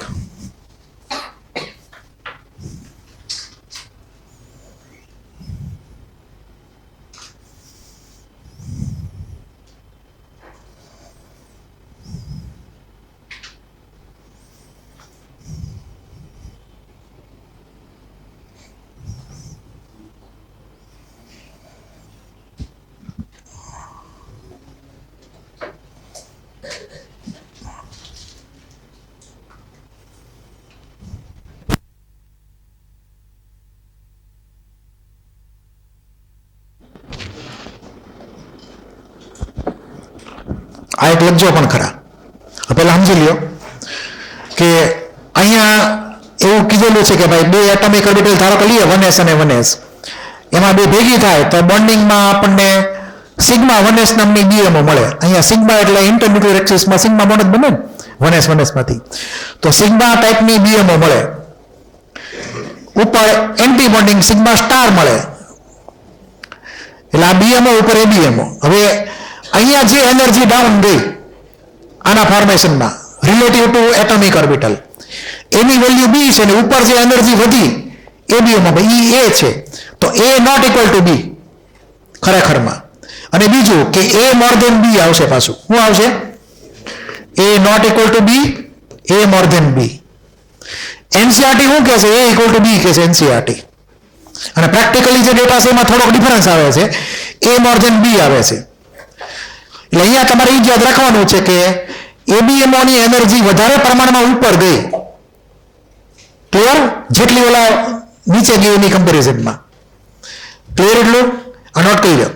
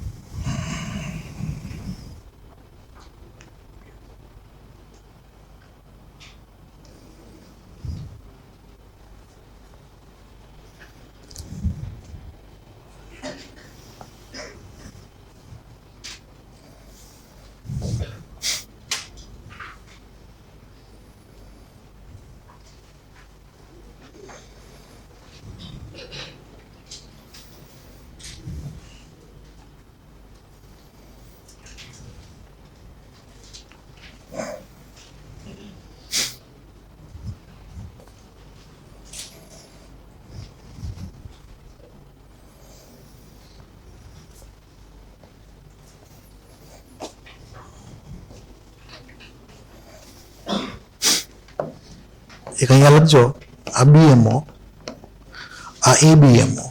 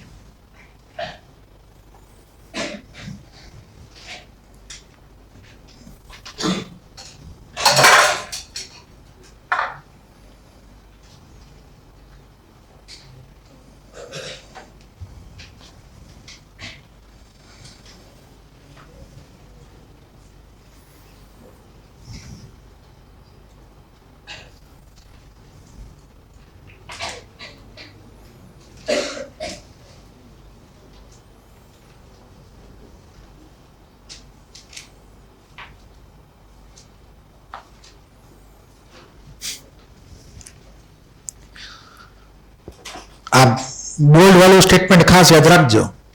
આપણે એને એપ્લાય કરવાનું થશે કેટલાક પ્રશ્નોના જવાબ આપવા માટે.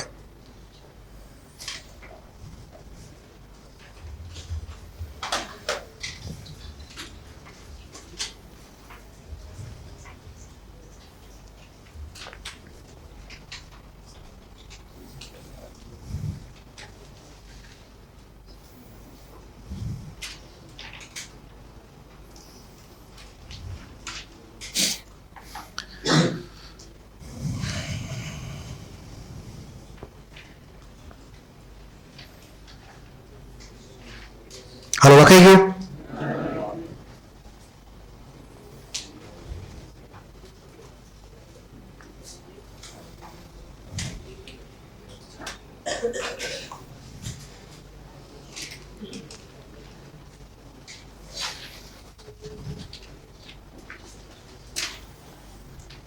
હાલો આગળ.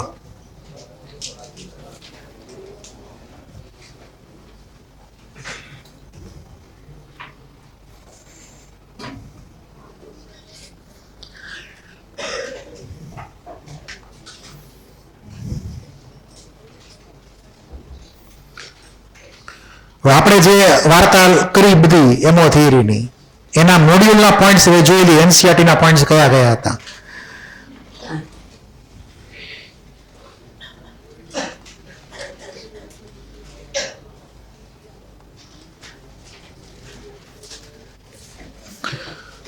મોડ્યુલમાં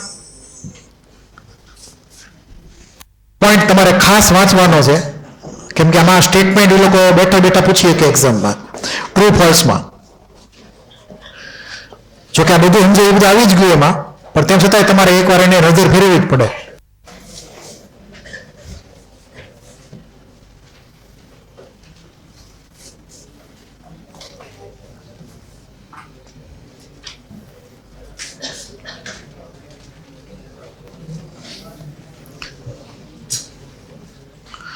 તમને મોડ્યુલમાં ડિફરન્સ લખીને પણ આપેલો છે, બીએમઓ ને એબીએમઓ નો. ક્વેશ્ચન કાંક 44 છે એવું લખ્યું છે એમાં. તો પેલા અહીંયા એક બેઝિક પોઈન્ટ છે એના જોઈ લઈએ થિયરીના કયા કયા હતા. યસ પર એનસીઆરટી. સાયન્ટિસ્ટના નામ યાદ રાખી લેવાના, હુન્ડ અને મુલીકર, જેણે એમો થિયરી આપી હતી, મોલેક્યુલર ઓર્બિટલ થિયરીને આપી હતી કે આમ થાય તો મોલેક્યુલ આવી રીતે બને. એમાં પહેલો પોઈન્ટ જે હતો કે જે મોલેક્યુલના જે ઇલેક્ટ્રોન હોય એ મોલેક્યુલર ઓર્બિટલમાં પ્રેઝન્ટ હોય, એટોમિક ઓર્બિટલમાં પ્રેઝન્ટ હોય નહીં. એટલે કે બે કંપની ભેગી થઈ એમાંથી નવી કંપની બની તો બે કંપનીનું અસ્તિત્વ ખતમ. હવે ખાલી એમાં જ ગણવાની. એટલે કે મોલેક્યુલર ઓર્બિટલની પ્રોપર્ટી ગણાય, એટોમિક ઓર્બિટલની પ્રોપર્ટી ગણાય નહીં. ઇલેક્ટ્રોન એકવાર મોલેક્યુલ બની ગયા પછી આ પોઈન્ટમાં આપણને એમ કહેવા માંગે છે કેવી ટાઈપની એટોમિક ઓર્બિટલ મિક્સ થાય ઓલા કન્સ્ટ્રક્ટિવ ને ડિસ્ટ્રક્ટિવ ઇન્ટરફરન્સ માટે. તેમાં એને કન્ડિશન એવી મૂકેલી છે કે એટોમિક ઓર્બિટલ જે છે એની કમ્પેરેબલ એનર્જી હોવી જોઈએ અને એની સિમેટ્રી તો મેચ થવી જ જોઈએ. પાછી સિમેટ્રીની આરે જો એનર્જી સેટ થતી હોય તો એ લોકોમાં મિક્સિંગ આગળ વધે. અને આપણને બે ટાઈપના એમાં મળે, બીએમઓ ને એબીએમઓ. એટલે એનર્જીના પોઈન્ટ ખાસ યાદ રાખવાનો એ પ્રમાણે. એમાં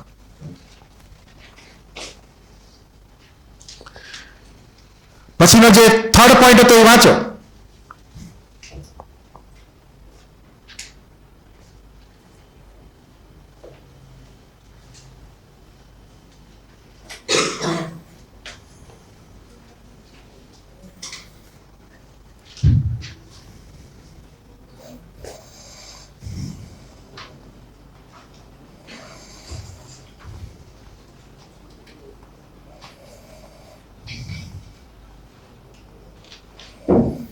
તો આપણને આ પોઈન્ટ એમ કહેવા માંગે છે કે ધારો કે ડાયએટોમિક મોલેક્યુલ છે, ધારો કે N2, તો N2 માં જે ટોટલ 14 ઇલેક્ટ્રોન્સ જે છે 7 + 7, એ 14 ઇલેક્ટ્રોન ઓલા બે ન્યુક્લિયસ ની પ્રોપર્ટી ગણાય, ઓવરઓલ આખા મોલેક્યુલની પ્રોપર્ટી ગણાય, બધા જ ઇલેક્ટ્રોન જે છે એમાં. પછી કોઈ એમ ન કહીએ કે એક નાઇટ્રોજન, ધારો કે સાંભળો, ઇમ્પોર્ટન્ટ છે, આપણે આવી રીતે ટ્રિપલ બોન્ડ ઇમેજિન કરી લીધો,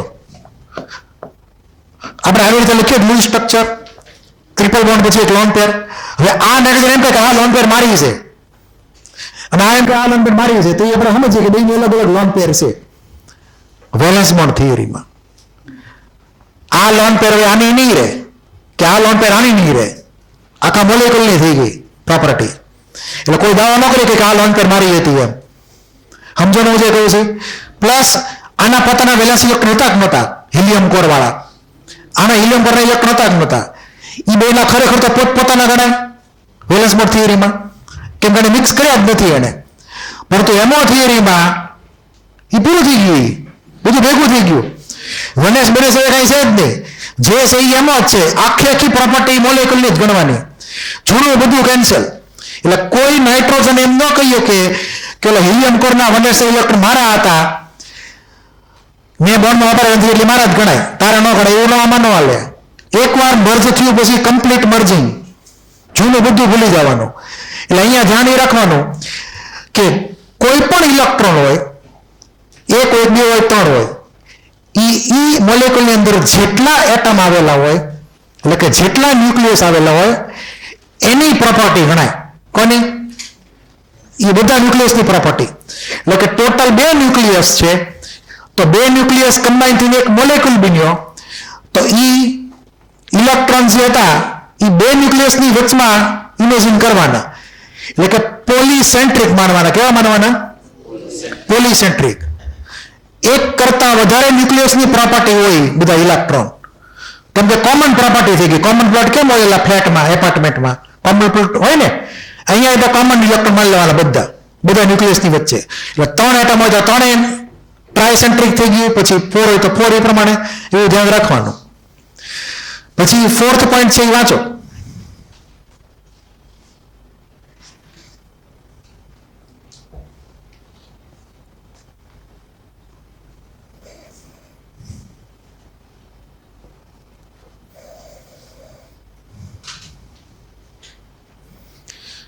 તો અહીંયા ખાલી એમ જ કહે છે કે જેટલી એટોમિક ઓર્બિટલ મિક્સ કરો સામે એટલી નવી એમઓ મળે. 2 એટોમિક ઓર્બિટલ ભેગી થઈ તો 2 એમઓ મળી, બીએમઓ અને એબીએમઓ. ધારો કે 3 જણા મિક્સ થાય, કેટલા? 3 જણા, એટલે કે 3 ઓર્બિટલ મિક્સ થાય તો નવી 3 એમઓ મળે. નવી 3 એમઓ આપણને મળશે. ક્લિયર? એ આપણે આગળ ધીમે ધીમે ભણવાનું થાય. તો એ 3 એમઓ કઈ હોઈ શકે? તો એક એમાં બીએમઓ હોય. શું હોય? પછી એક હોય એબીએમઓ, અને હજી એક વચ્ચે આવશે NBMO, non bonding molecular orbital. કેવી? Non bonding. નોટા.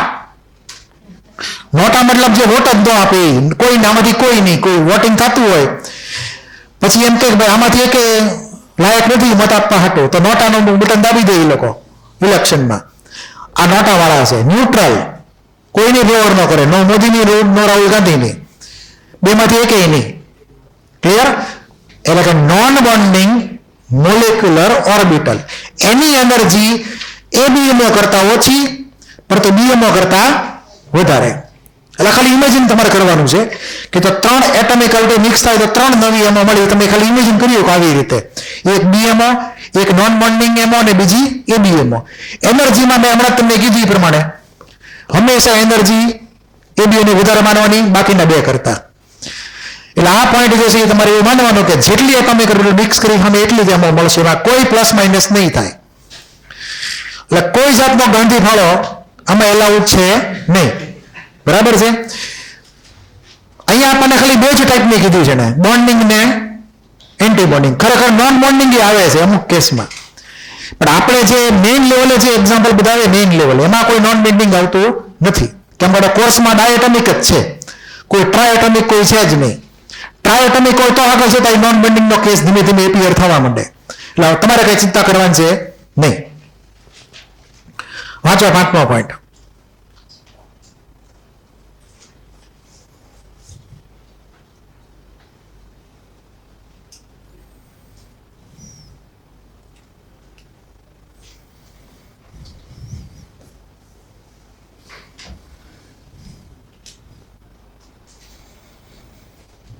આપણા બધા પોઈન્ટ આ બધા ઇન્ડાયરેક્ટલી વાત થઈ ગયેલી છે. એટલે તમે વાંચો તમને ક્લિયર થઈ જશે. બરાબર? આ એના ટોટલ 7 પોઈન્ટ્સ લગભગ હતા મારા મત પ્રમાણે. આ 7 પોઈન્ટ્સ એ થિયરીના પોઈન્ટ્સ ગણવાના. તમને ટ્રુ ફોલ્સમાં પૂછી શકાય આ બધું. ઓકે? હવે આ ડિફરન્સ તમને આપેલો છે ક્વેશ્ચન 43 માં, એટમિક ઓર્બિટલ અને મોલેક્યુલર ઓર્બિટલ. એ વાંચી જવાના તમારી રીતે. પછી આગળ જતા આ ડિફરન્સ આવશે. ક્વેશ્ચન નંબર 44 બીએમઓ નો ડિફરન્સ આવશે એબીએમઓ ની હારે. ઓકે? આ બધા પોઈન્ટ તમારી એકવાર નજર ફેરવી લો નહીં તમારે. આપણે જે અગાઉ પોઈન્ટ વાત કરી એ બધા પોઈન્ટ અહીંયા લખેલા છે, ખાલી વર્ડ્સમાં જ લખેલા છે, ફિગર કોઈની છે નહીં.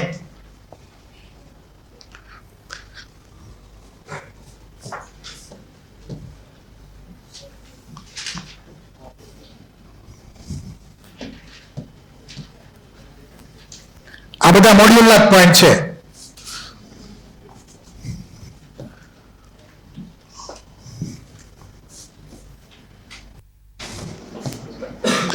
આ મોડ્યુલમાં આવી ફિગર તમને આપેલી હશે બ્લેક એન્ડ વ્હાઇટમાં.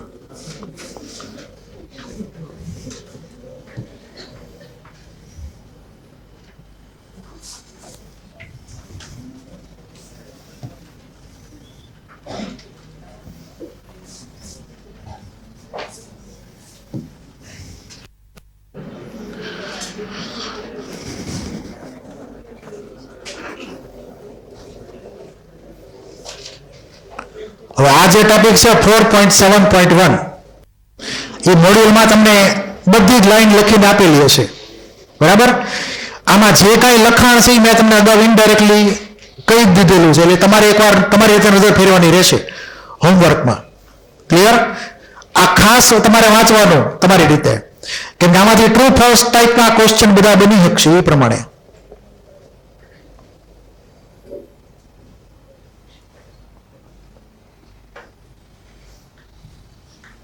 આ ફિગર આપણે અગાઉ વાત થઈ ગઈ.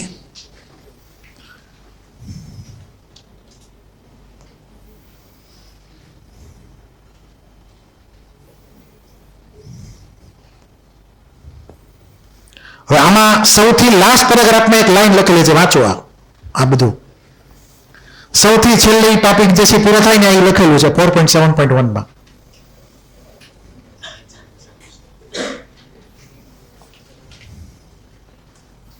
યાદ એવું 2 + 2 = 4, 1 + 3 = 4 આ એવું સ્ટેટમેન્ટ છે. આ પ્રેક્ટિકલ કેસ છે નહીં, બરાબર. જો આપણે આને માનીએ તો આપણે ઘણા બધા પ્રશ્નોના જવાબ ન આપીએ કે આગળ જતા, એટલે આપણે આને ખાલી એક આઈડિયલ સ્ટેટમેન્ટ તરીકે લઈ લેવાનું. એનસીઆરટી લખ્યું છે એટલે આપણે એની વિરોધમાં બહુ જઈએ કે નહીં. પણ જ્યારે કોઈ ક્વેશ્ચનનો આન્સર આપવાનો થાય ઓર્ડરનો, જે આપણે આગળ જતા ભણવાનો રહેશે, એમાં પ્રેક્ટિકલ ડેટા યુઝફુલ થશે આપણને, બરાબર. એટલે આ સ્ટેટમેન્ટ થોડુંક એવું કોન્ટ્રાડિક્ટરી ગણવાનું તમારે. એનસીઆરટીનું સ્ટેટમેન્ટ મેચ નથી થતું હાયર લેવલના ડેટાની સાથે કોઈ રીતે. હવે કન્ડિશન્સ ફોર કોમ્બિનેશન, આ બધી જનરલ કન્ડિશન છે કે આપણે જે એટોમિક ઓર્બિટલ મિક્સ કરાવીએ એમાં હું ધ્યાન રાખવાનું. આપણે જે અગાઉ વાત કરી હતી રેઝોનન્સ થાય, સોરી હાઇબ્રિડાઇઝેશન થાય, તેમાં એક અમુક કન્ડિશન હતી ઓવરલેપિંગ માટેની, કે સિમેટ્રી મેચ થવી જોઈએ, પછી એનર્જી મેચ થવી જોઈએ, બધું હતું ને. એમાં ડાયરેક્શન ચેન્જ થવી જોઈએ, મેચ થવી જોઈએ, બધું મેચ થાય તો પછી આ વાત આગળ વધે, અધરવાઇઝ વાત આગળ વધે નહીં. તમારે આ પોઈન્ટ વાંચવાનો તમારે 4.7.2 કે ભાઈ એટોમિક ઓર્બિટલ જે કમ્બાઈન થાય એની એનર્જીમાં મોટો ડિફરન્સ હોવો જોઈએ નહીં, બને ત્યાં સુધી હરખું હોવું જોઈએ. હવે અહીંયા સ્ટેટમેન્ટ એક ખાસ છેલ્લે લખેલું છે. શું લખેલું છે? 1s orbital can not combine with 2s orbital. વાંચો એટલો પેરેગ્રાફ, આમાંથી ખૂબ જ ઇમ્પોર્ટન્ટ ઇન્ફોર્મેશન આપણને મળવાની છે આમાંથી.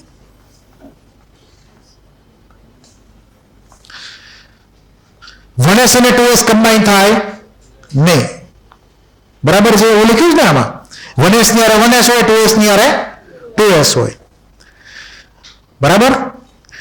પરંતુ જો બે એટમ એમાં પ્રોટોનનો નંબર મોટો જબરો ડિફરન્સ હોય, પ્રોટોનના નંબરનો બાજુ બાજુ ન હોય, આગે આગેના પ્રોટોન હોય, ધારો કે H અને F, શું ગણવાનું? H અને F અથવા H અને Cl એટલે કે HCl. ક્લિયર? તો એમાં H માં એક જ પ્રોટોન ને Cl માં 17 પ્રોટોન, F માં 9 પ્રોટોન. તો એવા કેસમાં તમારે જો બોન્ડિંગ કરવું હોય તો તમારે કમ્પલસરી 1s જ લેવી પડે. 1s ની હારે 2p કે 3p, ભલે ડિફરન્સ મોટો એનર્જીનો હોય પણ પ્રોટોન આવી ગયેલા એનર્જી ઘટી જશે ઉલટાની. આપણે એક ઓર્ડર આવો લખ્યો તો યાદ હોય તો એટોમિક સ્ટ્રક્ચરના ચેપ્ટરમાં, કે એનર્જી ઓફ 2s હાઇડ્રોજનની,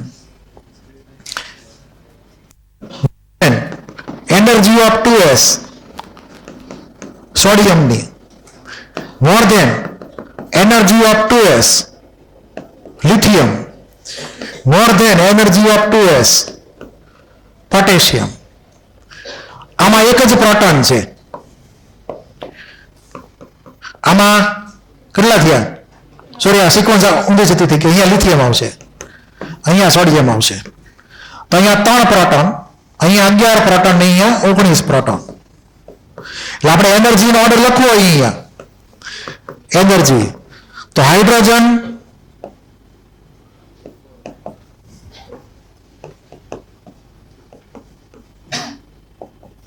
આવી રીતે તમે એનર્જી માની શકો. ઉપર જાય એનર્જી વધતી જાય, નીચે એનર્જી ઘટતી જાય, કેમ કે પ્રોટોન બદલાઈ ગયા બધામાં. એટલે આપણે બધાને 2s ને જ કમ્પેર કરી. આવો એક ઓર્ડર એટોમિક સ્ટ્રક્ચરના ચેપ્ટરમાં મેં તમને કરાયો હતો. એટલે કે પ્રોટોન નંબર બદલાય તો કોઈ સેમ ટાઈપની એનર્જી હોય, સેમ ટાઈપની ઓર્બિટલ, એની એનર્જી ઘટતી જ જાય.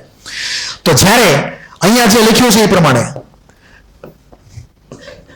જો એટમ્સ વેરી ડિફરન્ટ હોય, H અને F, H અને Cl, તો એવા કેસમાં 1s ની હારે 2p હાલે અથવા 1s ની હારે 3p હાલે. પણ હરખી હરખા એટમ હોય, 2 લિથિયમ, 2 કાર્બન, 2 નાઇટ્રોજન, તો એમાં 1s 2s કોઈ દી હાલે નહીં. 1s ની હારે 1s, 2s ની હારે 2s. એટલે આ જે સિંગલ લાઈન લખેલી છે એ HF અને HCl ના સંદર્ભમાં લખેલી છે એને, જે તમારે કોઈ ભણવામાં ક્યાંય આવતું નથી, એ હાયર લેવલે ભણવામાં આવે. બરાબર. બાકી નોર્મલ કેસમાં તમારે તો એટમ હરખા જ રહેવાના છે અથવા નજીક નજીકના રહેવાના છે, તો એમાં તો તમે ઇઝીલી નક્કી કર્યું કોઈ પ્રમાણે. પછી સેકન્ડ પોઈન્ટ જે છે, સિમેટ્રી તો હરખી હોવી જોઈએ, આપણે અગાઉ વાત થઈ ગઈ.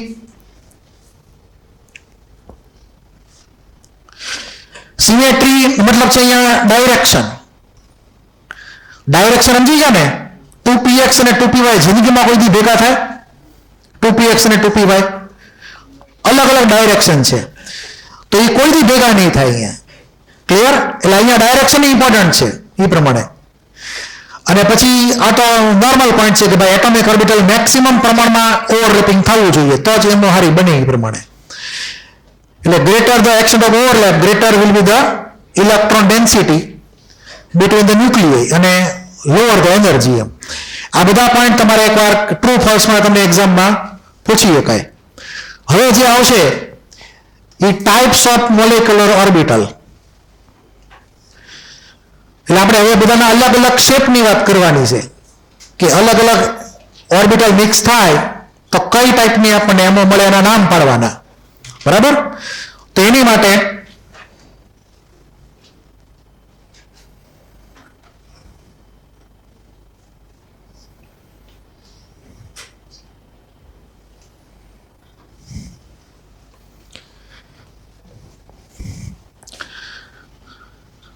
પહેલો પણ ધ્યાન આપજો, સેન્ટર ઓફ સિમેટ્રી અથવા સેન્ટર ઓફ ઇન્વર્ઝન એવો તમારે ઓર્ગેનિકમાં શબ્દ આવશે. ક્યાં આવશે? ઓર્ગેનિકમાં.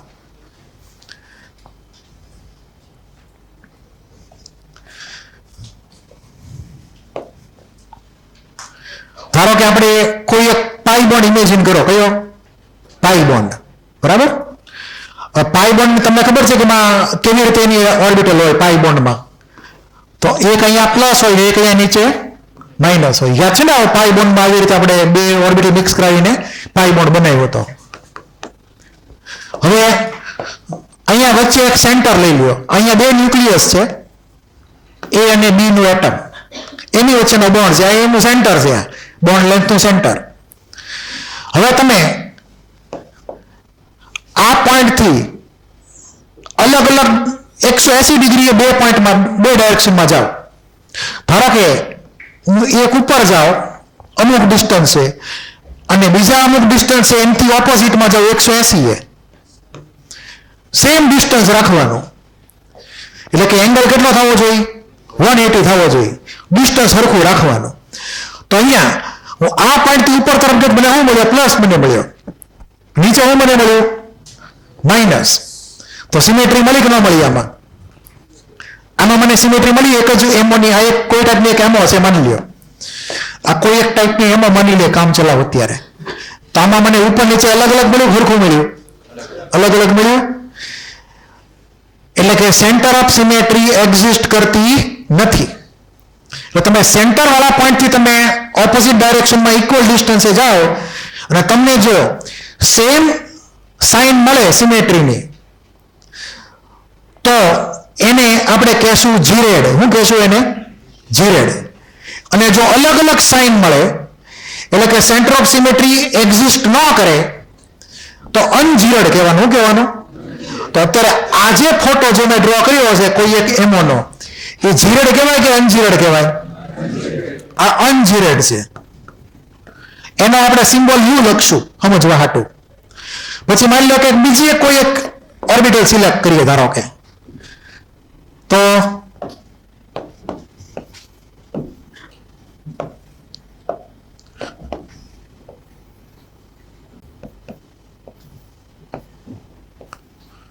આપણે આવી રીતે એક બોન્ડ બનાવ્યો હતો, સિગ્મા બોન્ડ યાદ હોય તો, બે પી ઓર્બિટલ વચ્ચે.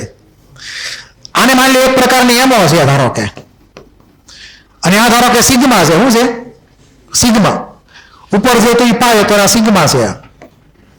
કેમ કે બે ન્યુક્લિયસને જોઈન કરતી લાઈન ઉપર ઇલેક્ટ્રોન છે. આમાં ન્યુક્લિયસ જોઈન કરતી લાઈનની ઉપર નીચે ઇલેક્ટ્રોન છે.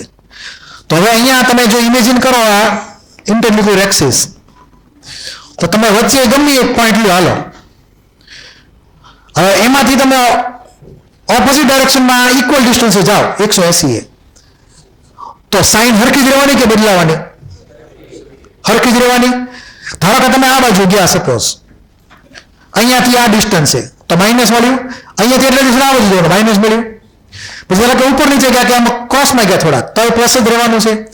તો અહીંયા જ્યારે કોઈ સેન્ટરમાંથી આપણે ઇક્વલ ડિસ્ટન્સે ઓપોઝિટ ડાયરેક્શનમાં જઈએ અને જો સેમ સિમેટ્રી મળે, તો એવા કેસમાં સેન્ટર ઓફ સિમેટ્રી એક્ઝિસ્ટ કરે છે એવું માનવાનું.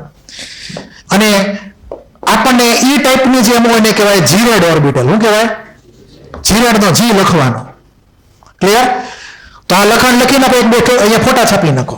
એટલે આપણે જ્યારે ડ્રો કરશું બાકીની બધી એમો હવે, એમાં દરેકમાં નક્કી કરશું જીરેડ છે કે અનજીરેડ છે. ખાલી અત્યારે આ સેમ્પલ ફોટા છે બે, જીરેડ ને અનજીરેડ નક્કી કરવા માટે. એટલે ઉપરનું લખાણ છાપજો.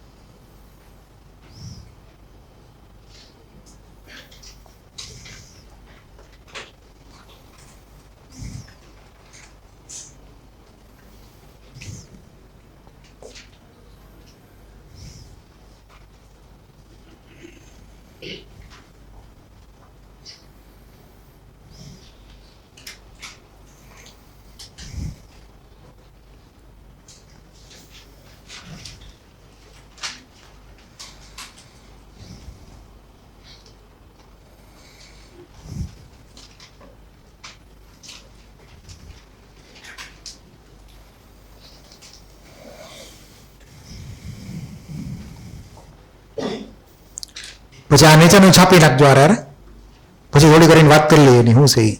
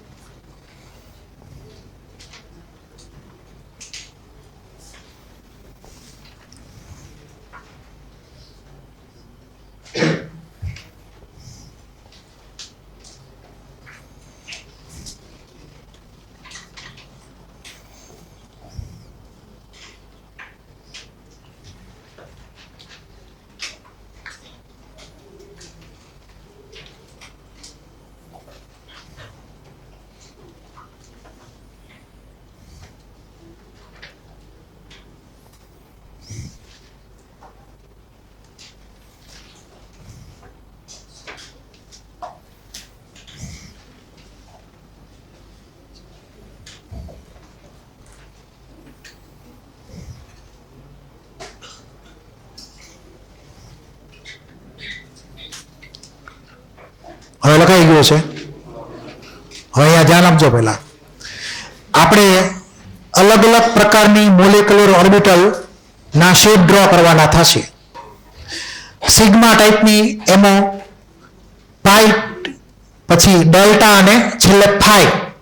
એમાંથી ફાઈ આપણે કોર્સમાં છે નહીં, ખાલી રેફરન્સ તરીકે લખેલી છે.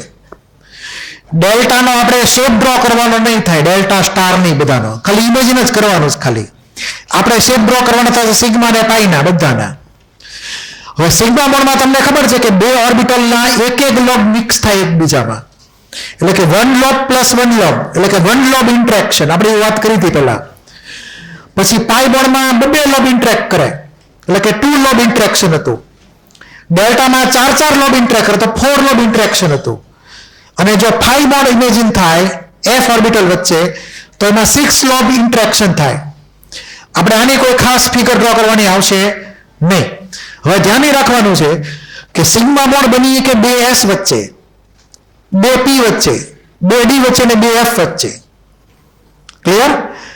પાઈ બોન્ડમાં કોઈ દી s આવે નહીં. s ઓર્બિટલ નેવર ફોર્મ પાઈ બોન્ડ. પણ 2p અથવા 2d અથવા 1p અને 1p f એમાંથી પણ આપણને પાઈ બોન્ડ મળીએ કે ખરા? બરાબર છે. ડેલ્ટા બોન્ડ જિંદગીમાં ક્યારેય s અને p નો બનાવે, કેમ કે ડેલ્ટા બોન્ડમાં 4 લોબ ઇન્ટરેક્શન હોય, p માં છે 2 લોબ ખાલી. ક્લિયર? એટલે s અને p કેન્સલ, વધ્યું કોણ? ખાલી d અને f. આપણે d ઓર્બિટલના બધા ડેલ્ટા બોન્ડ બનાવેલા છે, f ના આપણે બનાવવાના આવશે નહીં ક્યાંય, ખાલી રેફરન્સ તરીકે જ છે. અને ફાઈ બોન્ડમાં 6 લોબ ઇન્ટરેક્શન થાય અને d વાળામાં તો 4 જ લોબ છે ટોટલ, તો એ તો આવે જ નહીં, ઓનલી f આવે. એટલે કે f ઓર્બિટલ એવી છે કે જે સિગ્મા, પાઈ, ડેલ્ટા, ફાઈ બધા ટાઈપના બોન્ડ બનાવી શકે, પણ એનો વારો જ નહીં આવે બિચારાનો, કેમ કે ઠેઠ 4f છે. ક્યાં છે? શરૂઆત 4f થી, એટલે એનો કંઈ ખાસ એનો અભ્યાસ થયો નથી. એટલે આપણે તમે ન લખો તો હાલે, પણ આ ખાસ સમજવા માટે જ છે ખાલી. તમને યાદ રાખજો કે s ઓર્બિટલ ક્યારેય પાઈ બોન્ડ નહીં બનાવે, s અને p કમ્બાઈન ક્યારેય ડેલ્ટા બોન્ડ નહીં બનાવે. ક્લિયર? એટલું એ તમને ખાસ યાદ રહેવું જોઈએ. તમે એમાંથી પણ એમસીક્યુ પ્રમાણે ટ્રુ ફોલ્સ ના પૂછી શકાય. પછી આપણને સિગ્મા ટાઈપની જે એમો હોય મોલેક્યુલર ઓર્બિટલ, એમાં 2 કેટેગરી મળે. સિગ્મા બોન્ડિંગ ઓર્બિટલ, સિગ્મા બીએમઓ અથવા સિગ્મા સ્ટાર ઈબીએમઓ. તો એ બંનેમાં નોડની સંખ્યા લખેલી છે મેં, જે આપણે આગળ જતા વેરીફાઈ કરવાની થાય ફિગર ડ્રો કરતી વખતે. નંબર બહુ સિમ્પલ છે.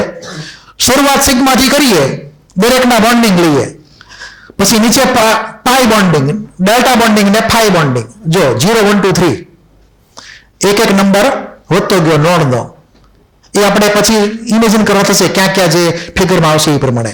તમારે આ નંબર યાદ રાખવાના કે એક નંબર વધતા જશે. સિગ્માથી પાઈ જાઓ, પાઈથી જાઓ, ડેલ્ટાથી જાઓ, ફાઈ બોન્ડિંગ વાળામાં. બીજું, કોઈ પર્ટિક્યુલર ટાઈપની એમોમાં જે બોન્ડિંગ હોય એની કરતા એન્ટી બોન્ડિંગમાં એક નોડ વધારે હોય. અહીંયા 0 તો આ બાજુ 1, અહીંયા 1 તો આ બાજુ 2, 2 ની આમે 3, 3 ની આમે 4. ક્લિયર? એટલે તમને આમાંથી ઇન્ટિજર ટાઈપનો ક્વેશ્ચન આવે, તમને બધી અલગ અલગ ટાઈપની એમો લખીને આપી દે, સિગ્મા, પાઈ જે થતું હોય, ડેલ્ટા બધી, અને પછી પૂછે ટોટલ નંબર ઓફ નોડ્સ કેટલા. ક્લિયર? અથવા તમને એમ પણ પૂછે કે ટોટલ નંબર ઓફ જીરેડ એમો કેટલી, અથવા અનજીરેડ એમો ટોટલ કેટલી. એવા ઇન્ટિજર ટાઈપના ક્વેશ્ચન તમને આમાંથી જનરેટ થઈ શકે. એટલે આપણે આ બધા ફોટામાં ડ્રો કરવાનું થશે. યાદ રાખવામાં એકદમ સરળ છે, એટલે એમને યાદ રાખજો અત્યારે પહેલા આ જ રીતે. ઓકે? કોણ લખવાનું બાકી? કોઈને છે? કોઈને બાકી લખવાનું? હવે આ બધા આપણે શેપ ડ્રો કરવાના થાય વારા ફરતી એ પ્રમાણે. બીજું અહીંયા લખેલું છે ઓવરલેપ એફિશિયન્સી, સંમિશ્રણની માત્રા. વધારે પ્રોપર કેમાં સંમિશ્રણ એટલે ઓવરલેપિંગ થાય. જેટલો ઓવરલેપ સ્ટ્રોંગ એટલો બોન્ડ વધારે મજબૂત. તો સિગ્મા વધારે હોય સ્ટ્રોંગ પાઈ કરતા, પાઈ વધારે સ્ટ્રોંગ હોય ડેલ્ટા કરતા, ડેલ્ટા વધારે સ્ટ્રોંગ હોય ફાઈ કરતા. એટલો ક્લિયર? એટલે આ ઓવરલેપ એફિશિયન્સી માન લેવાની એની. તો આમાં કોઈને કઈ ડાઉટ હોય પેલા બોલી જાઓ. છે કોઈને કઈ ડાઉટ? હવે આપણે શેપ ઇમેજિન કરીએ બધા 1 by 1. તમને આવા બધા ફોટા જે છે એ બધા મોડ્યુલમાં ડ્રો કરીને આપ્યા છે, પણ બ્લેક થઈ ગયો છે, કદાચ એમાં દેખાતું નહીં હોય પ્લસ માઇનસ કાંઈ. ક્લિયર? બાકી આપણે ફોટા બધા ઇમેજિન કરવાના છે, પણ આપણે થોડાક અલગ રીતે ડ્રો કરશું. આપણે આવી રીતે ડ્રો કરશું. તમને મેં આવી ઝેરોક્સ પેલા આપેલી જ છે, યાદ હોય તો. ઓલી હાઇબ્રિડ ઓર્બિટલની બધી ફોટા આપ્યા હતા સિગ્મા ને પાઈ વાળા, એ મારી એક ઝેરોક્સ હતી જ તે. એટલે એ ઝેરોક્સ તમારે જોઈ લેવાની, એ તમને અગાઉ આપેલી જ છે, એ તમારે એકવાર ધ્યાન રાખવાનું હોય.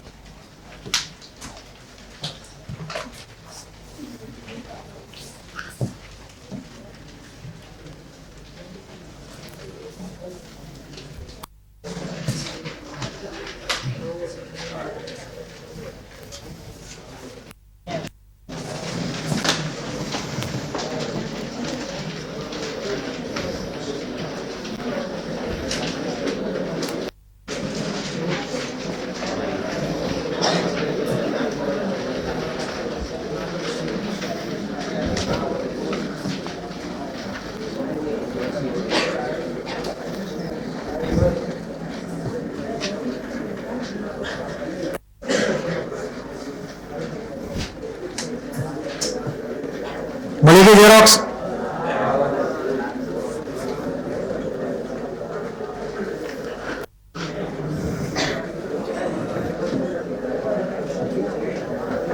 અવાજ નહીં.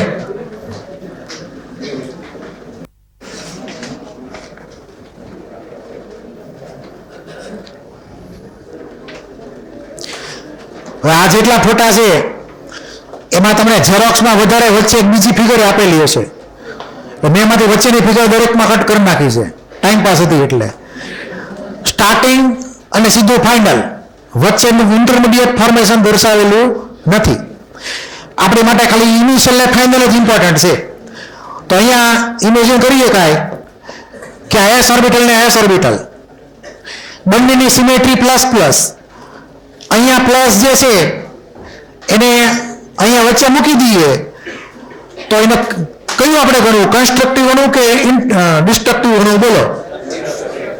ડિસ્ટ્રક્ટિવ ગણવાનું કે કન્સ્ટ્રક્ટિવ? કન્સ્ટ્રક્ટિવ. તો આ પોઝિટિવ ઓવરલેપ થઈ ગયો, એટલે કે કન્સ્ટ્રક્ટિવ ઓવરલેપ થઈ ગયું. તો એ આપણને આપશે બોન્ડિંગ મોલેક્યુલર ઓર્બિટલ, જેનો ડાયાગ્રામ તમને ડ્રો કરીને આપેલો છે. હવે એમાં ચેક કરો કે સેન્ટર ઓફ સિમેટ્રી છે કે નહીં. જુઓ તો અહીંયા મિડ પોઈન્ટ લઈ લો આ જગ્યાએ, અને ઉપર નીચે જાઓ સેમ ડિસ્ટન્સ છે તો તમને સેમ સિમેટ્રી મળશે. બરાબર છે? તો અહીંયા લખેલું છે જીરેડ, સિગ્મા જી લખેલું છે, જી ફોર જીરેડ સમજવાનું. આને આપણે કહી શકીએ સિગ્મા 1s ટાઈપની મોલેક્યુલર ઓર્બિટલ. લખવાની સિસ્ટમ આ છે આપણે એનસીઆરટીમાં. આ બધી હાઈફાઈ સિસ્ટમ છે બધી. સિગ્મા 1s કીધેલું એટલે તમારે આ ફોટો સમજવાનો સીધો.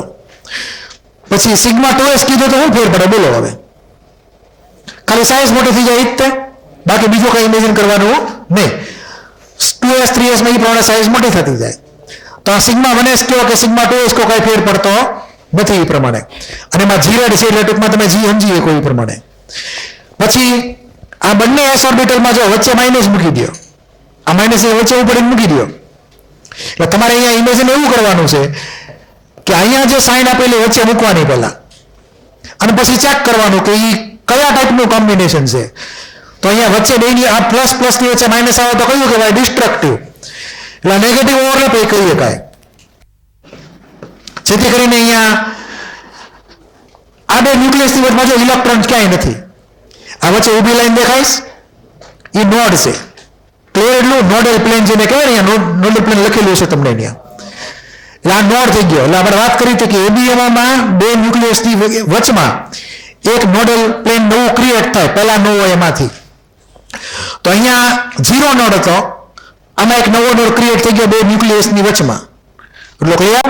બીજું કે અહીંયા પ્લસ ને અહીંયા માઇનસ, એટલે કે ઇલેક્ટ્રોન જે હતા બધા કયા વહી ગયા? ન્યુક્લિયસથી આગા વહી ગયા. આ લોકેશન જો ઇલેક્ટ્રોનની ન્યુક્લિયસથી દૂર છે, અહીંયા ત્યાં બાજુ આવે છે.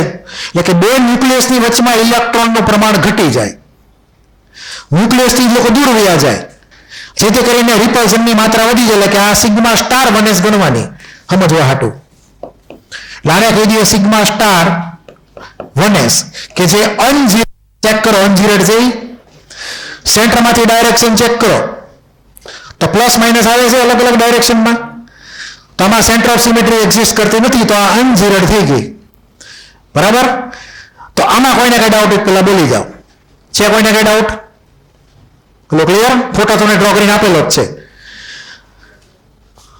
હવે માની લો કે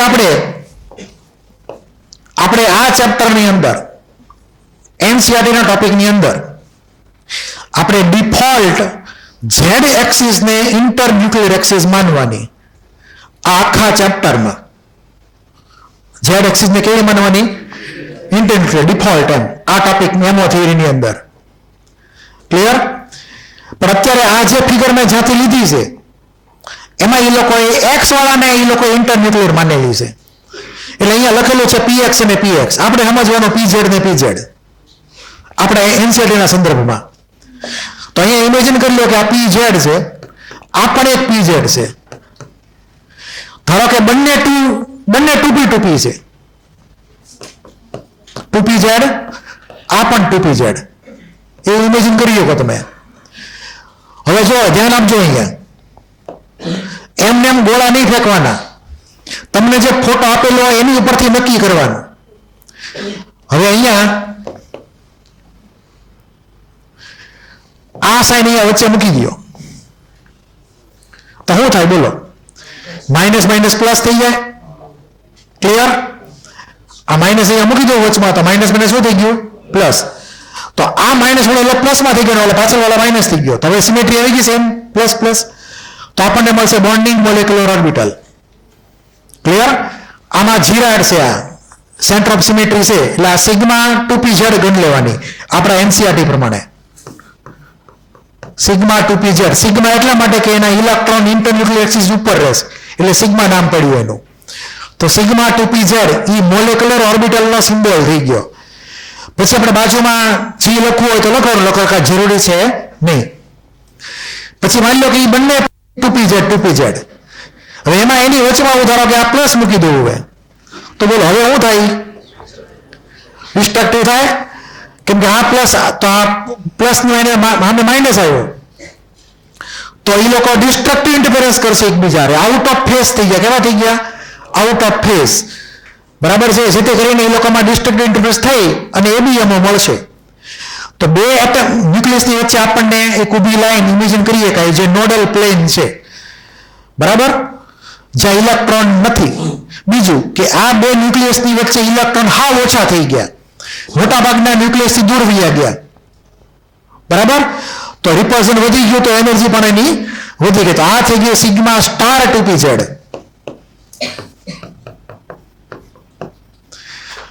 આ સમજાણો.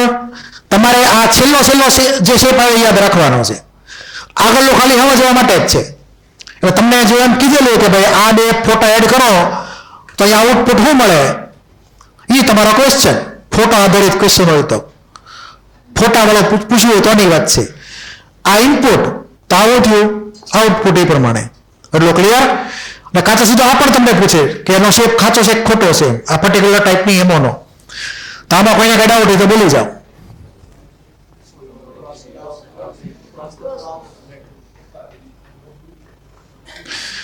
અહીંયા ધારો કે આપણે અહીંયા પીવાય ની બદલે પીએક્સ ઇમેજિન કરીએ. શું કરીએ? આપણે ઝેડ કને માનેલી છે? ઇન્ટરન્યુક્લિયર. તો આને આપણે ઊભી એક્સિસ ને પીએક્સ માની લઈએ. ધારો કે અહીંયા લખેલું છે પીવાય, એનાથી કોઈ ફેર પડશે નહીં. ખાલી વેરીફાઈ કરવાનું કે પ્લસ સાઇન વચ્ચે મૂકી દઈએ તો શું થાય અહીંયા બોલો? આવું થઈ ગયું. પ્લસ મૂકો તો બોન્ડિંગ. આપણને આ ટાઈપની એક પાઈ મોલેક્યુલર ઓર્બિટલ મળે જેમાં ઉપર પ્લસ ને નીચે માઇનસ હોય. અને એ પછી કેવી ગણવાની? અનજીરેડ. તો અહીંયા લખી શકાય પાઈ 2px અથવા પાઈ 2py. આ શેપ તમારે યાદ રાખવાનો કે ઉપર નીચે એક પ્લસ ને એક માઇનસ છે. બે ન્યુક્લિયસ ને જોડતી લાઈન ઉપર કોઈ ઇલેક્ટ્રોન છે નહીં, એ ઉપર નીચે છે એટલે એ પાઈ બોન્ડ જનરેટ કરશે. અહીંયા માઇનસ અહીંયા આ બાજુ મૂકી દો તો એન્ટી એબીએમઓ જનરેટ કરશે આપણને. એબીએમઓમાં અહીંયા જે ફિગર આપે એમાં જો આ વચ્ચેના ભાગમાં ઇલેક્ટ્રોન છે જ નહીં, નોડલ પ્લેન થઈ ગયું આ. બરાબર છે? આ એક નોડલ પ્લેન કહેવાય કે ન કહેવાય? આ તો હતું જ પહેલેથી હાજર, એ આમાં હાજર જ હશે. નવું કયું ક્રિએટ થયું? બે ન્યુક્લિયસની વચમાં એ નવું નોડલ પ્લેન ક્રિએટ થયું, નવો નોડ ક્રિએટ થયો. જૂનો તો એમને રહેવાના જ છે. તો અહીંયા જે જૂનો નોડ હતો એ 1 હતો, અહીંયા ટોટલ 2 નોડ થઈ ગયા, એક આ સાઈડનું અને એક ઊભી લાઈન. સમજાણો 2 પ્લેન થઈ ગયા એકબીજારે. તો અહીંયા નોડ 2 થઈ ગયા પાઈ સ્ટારમાં. આને કહેવાય પાઈ સ્ટાર 2px અથવા પાઈ સ્ટાર 2py. એટલે તમને પૂછે કે ભાઈ નોડ કેટલા પાઈ સ્ટાર 2px અથવા વાયમાં, તો ટોટલ 2 નોડ થયા. એક 2 ન્યુક્લિયસની વચ્ચે, પછી એલોંગ ઇન્ટરન્યુક્લિયર એક્સિસ.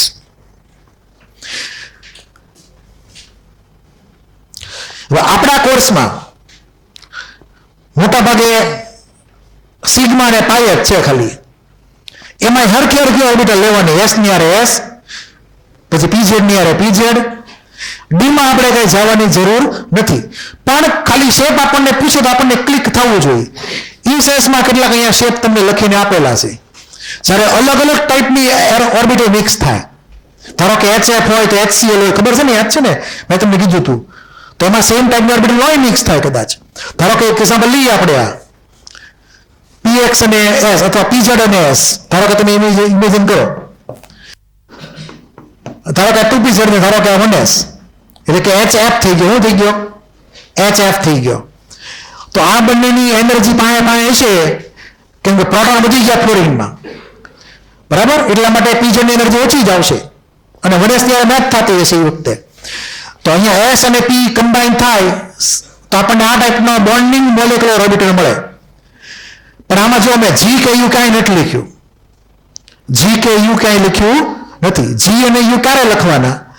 સેમ ટાઈપની ઓર્બિટલ મિક્સ થતી હોય, D ની આરે D, પછી P ની આરે P, S ની આરે S, તો G અથવા U લખવાના થાય. અલગ અલગ ટાઈપની ઓર્બિટલ મિક્સ કરાવતા હોય એક S ને એક P, તો જિંદગીમાં ક્યારેય તે G કે U લખવાનું થશે નહીં. ક્લિયર એટલું? હવે આ તમે જોવો તો આ ફોટો કયો છે? આ dx - y². બંનેના એક લોબ ભેગા થાય તો સિગ્મા બોન્ડ બને, 1 લોબ ઇન્ટરેક્શન. તો આ એનો ફોટો થઈ ગયો એ પ્રમાણે. તો આ ઝીરેડ કહેવાય કે અનઝીરેડ કહેવાય? ઝીરેડ થઈ જશે, કેમ કે સેન્ટર ઓફ સિમેટ્રી એક્ઝિસ્ટ કરશે આમાં.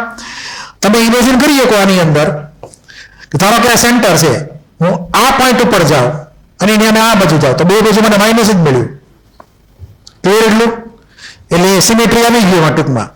તો આ પણ ઝીરેડ થઈ ગઈ. ખાલી એનો શેપ આપણે પૂછે તો આપણને આવડવો જોઈએ, આમાં કઈ નંબર લખવાની જરૂર છે નહીં. હવે આ એક ફોટો ફરી વાર હતો, પણ આ એની એન્ટી બોન્ડિંગ થઈ. આ માઇનસ અહીંયા વચ્ચે મૂકી દઈએ તો એન્ટી બોન્ડિંગ આપણને આપે. એન્ટી બોન્ડિંગમાં અહીંયા વળી પાછો અગાઉની જેમ જ તે એક પ્લેન આવી જાય, બધા આગા બધા ઇલેક્ટ્રોન વયા જાય ન્યુક્લિયસથી.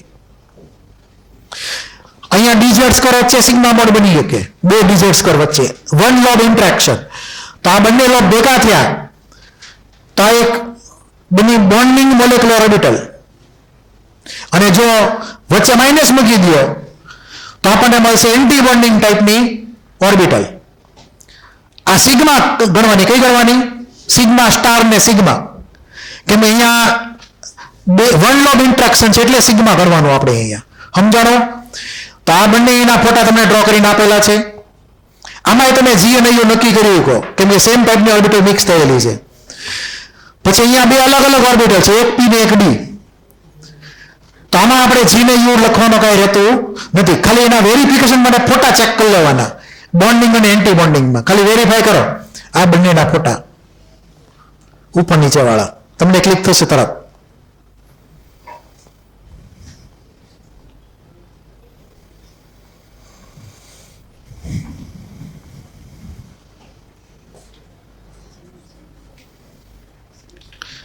તો આ ક્લિયર છે ને? હવે હરખે સિમેટ્રી વાળા જોઈન કરી દી તો આપણને પ્લસ ની પ્લસ, અહીંયા જો વચ્ચે માઇનસ છે પાછું, એ માઇનસ તમારે અહીંયા ઇમેજિન કરવાનું પાછું, એટલે સાઈન બધી ફરી જાય એની ચારે ચારની.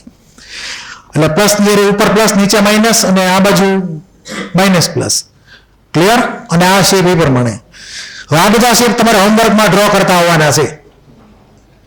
તમને જે ઝેરોક્સ આપેલી હતી પેલી ઓર્બિટલ વાળી, એમાં આ બધા શેપ તમને ડ્રો કરીને આપ્યા છે. કેમ કે આ શેપ તમને આવડશે તો તમને નોડ પણ નક્કી કરતા આવડશે. ક્લિયર? આપણે નંબર તો નક્કી કરી જ નાખ્યા છે પહેલા બધાના નોડ, કે 0 1 2 3 એમ એ પ્રમાણે. પણ તેમ છતાં તમને નોડનું લોકેશન ક્લિયર હોવું જોઈએ, કઈ જગ્યાએ નોડ છે. એટલે આપણે બધી એમોના ડાયાગ્રામ જે તમને લખીને આપ્યા છે એ પ્રમાણે ડ્રો કરવાના છે તમારા હોમવર્કમાં. પેલો ક્લિયર? અને પછી જે ઓલું ટેબલ લખેલું હતું, ઓલો sigma bond, delta bond, phi bond ને બધું આખું ટેબલ, ઝીરો અનઝીરો વાળું, એ આખું લખવાનું હોમવર્કમાં. હવે ખાલી ડેલ્ટા બોન્ડ ની વાત કરી લઈએ, આમ તો ટાઈમ પૂરો થઈ ગયો છે હવે. હાલો પૂરો. ડેલ્ટા બોન્ડમાં બીજું કઈ જવા જેવું છે નહીં. મેં તમને ડેલ્ટા બોન્ડ અગાઉ કીધેલો જ છે કે 4 લોબનું ઇન્ટરેક્શન થાય. ડેલ્ટા બોન્ડ ખાલી કોણ બનાવશે? dxy કાં તો dx - y² ઈ બનતે. ઝેડ એક્સિસ ઇન્ટરન્યુક્લિયર છે એટલે. તો આપણે એમો થિયરીનો એક પાર્ટ કમ્પ્લીટ કરી નાખ્યો. બધાના ડાયાગ્રામ ને બધાના નોડ ને બધું લખી નાખ્યું. ફિગર તમારે ખાસ ડ્રો કરવાની છે હોમવર્કમાં.